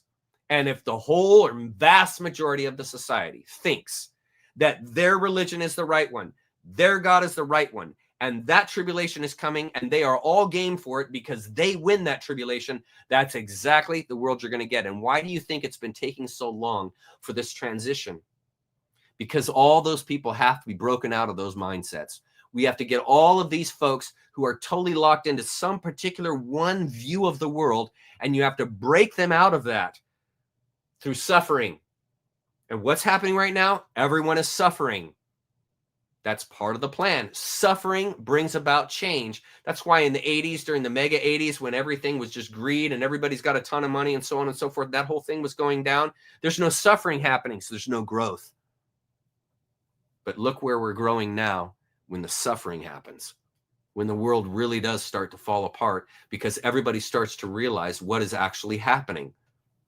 And what is actually happening is the breaking down of the illusions, the lies, the egregores that were put into the society and that developed the society. And so by knowing that, you free yourself from one particular destiny. So when you think the Great Awakening is basically a tribulation that's going to happen and that only a set few are going to get out, you'll be able to break out of that mindset so you no longer enable it. The Great Awakening is to help you break out of that mindset so that the society, so that the culture can awaken. Because it's us who initiate it. Us. We are responsible. No one is coming to save you. No one. No one. No one. You save yourself, period. You save yourself. Chuck, how do I save myself? Wisdom, awareness, higher consciousness, forgetting all the lies that you were told your whole life and thinking differently, breaking out of the shells that your mind was put into. That's how. And it's hard work. It's effort. It's time. It's watching me for hours and hours on end, honestly. And I'm not saying I'm the answer. I'm saying that's a part of it. You will watch others for hours and hours on end. You will read books for hours and hours on end because it's a process. It's not a button. It's not a switch. You don't wake up one morning and suddenly think, oh, I understand now everything. No, that's not what happens. It's a very long journey path that you follow throughout your entire life. And it takes a lifetime to awaken to the larger world that you were programmed with as a child. And I have covered that ad infinitum. So you guys, this should all be common knowledge to you guys. We should be right on point at that point. Okay. It's 8 o'clock. I think I've talked enough. Do you guys have any other questions? Us, exactly. Wade Davies. Thank you very much. Us. Yes, thank you very much. Cuddle Wing Dragon. I like that. Please be the unique you. Exactly. We matter. So you guys are nailing it, man. You guys know. You guys know, man. You guys understand. Yes, it is the dark night of the soul. You're right, King. You're exactly right. And I'm right there with you on this one, Lancelot. It is hard. I have some of the most important people in my life, and they don't even know what the Khazarian Mafia is. No idea. Some of the most valuable people in my life are totally unaware. I'll clue you guys more into that. There's more that's going to develop with that this summer. I'm going to talk about that. But for now, I just want to show you some empathy, Lancelot, and tell you I understand the loneliness. I get it. It is a lonely, lonely process. It is. Growing up isn't easy. And the way we're all growing up right now is extremely lonely, extremely lonely. And so that's you have to integrate that. You have to work through that. You can't run from that. You have to accept the loneliness that goes along with thinking differently and thinking differently than others. You know, it's a lonely process. I'm good. I don't know that book, Gretchen, but I would be curious to know about it if you want to send me an email or I can look it up. It looks like you guys are pretty happy. You guys got enough? You're welcome, Lancelot. It looks like, thanks, Martin. Yeah, dude, Stealth Jedi. Yes. Look at this name. Martin Stealth Jedi. I love it. I love it. Man, that is so awesome. You Australians, let me tell you something, you guys. I'm going to get out to see you guys one of these days. My dream is to go to 2 different places in the world. I want to go to Australia and I want to go to Ireland. Scotland, Ireland. Those are the 2 places I most want to see in the world. And there's a number of you that are Irish, Scottish on this. And there are a number of folks that are from Australia, Aussies. And I also want to see the Formula 1 race in Australia. That's another thing I want to see. Thank you. I appreciate that. Thank you, Cuddle Wing Dragon. Thank you again for this. Gosh, I really need this from you, Chuck, and all of you here. You guys are amazing. Awesome. Thank you guys in comments for nailing it. Awesome. Thank you so much for being kind to others and sharing with others. Thank you so much. You guys, I'm just looking through your good night. I'm sorry it's late. Good night. I'm just looking through some of the comments. I think we're about there. I'm looking forward to seeing you guys next week. Okay, so let me tell you guys about next week. So next week, what we're going to be doing is I'm opening up with an awesome lecture from Joseph Campbell on the Grail. I'm really excited about that. And it's going to be about understanding what is the problem and understanding how one goes about finding out what is the problem. And the story of the Grail is absolutely beautiful. And then we're going to look at the hero's journey. I'm going to do a deep dive on the hero's journey because I think a lot of us are on the hero's journey and could definitely use some psychology from the hero's journey. So I'm really excited about that. You're welcome. You guys are so welcome. I love you guys so much. I really enjoy doing this for you, with you. And thank you so much for being here. And I look forward to seeing you next week. We're going to start early like this week, next week, because the lecture from Dr. Campbell is a good 40, 45 minutes. So we'll start early next week. But again, it'll all be recorded. And if you don't have time, you can go and listen to the post that I'll be putting on Rumble and YouTube and all that good stuff. Okay? I love you guys. I'll see you next week. Thanks for being here. I really appreciate it. It's a neat little group we got going. I like it. And I like it that it's contained. It's not too crazy. The numbers are reasonable. So that helps the comment section, everyone to enjoy interaction with others. Okay. I'll see you guys next week. Thanks. Bye-bye. Bye-bye.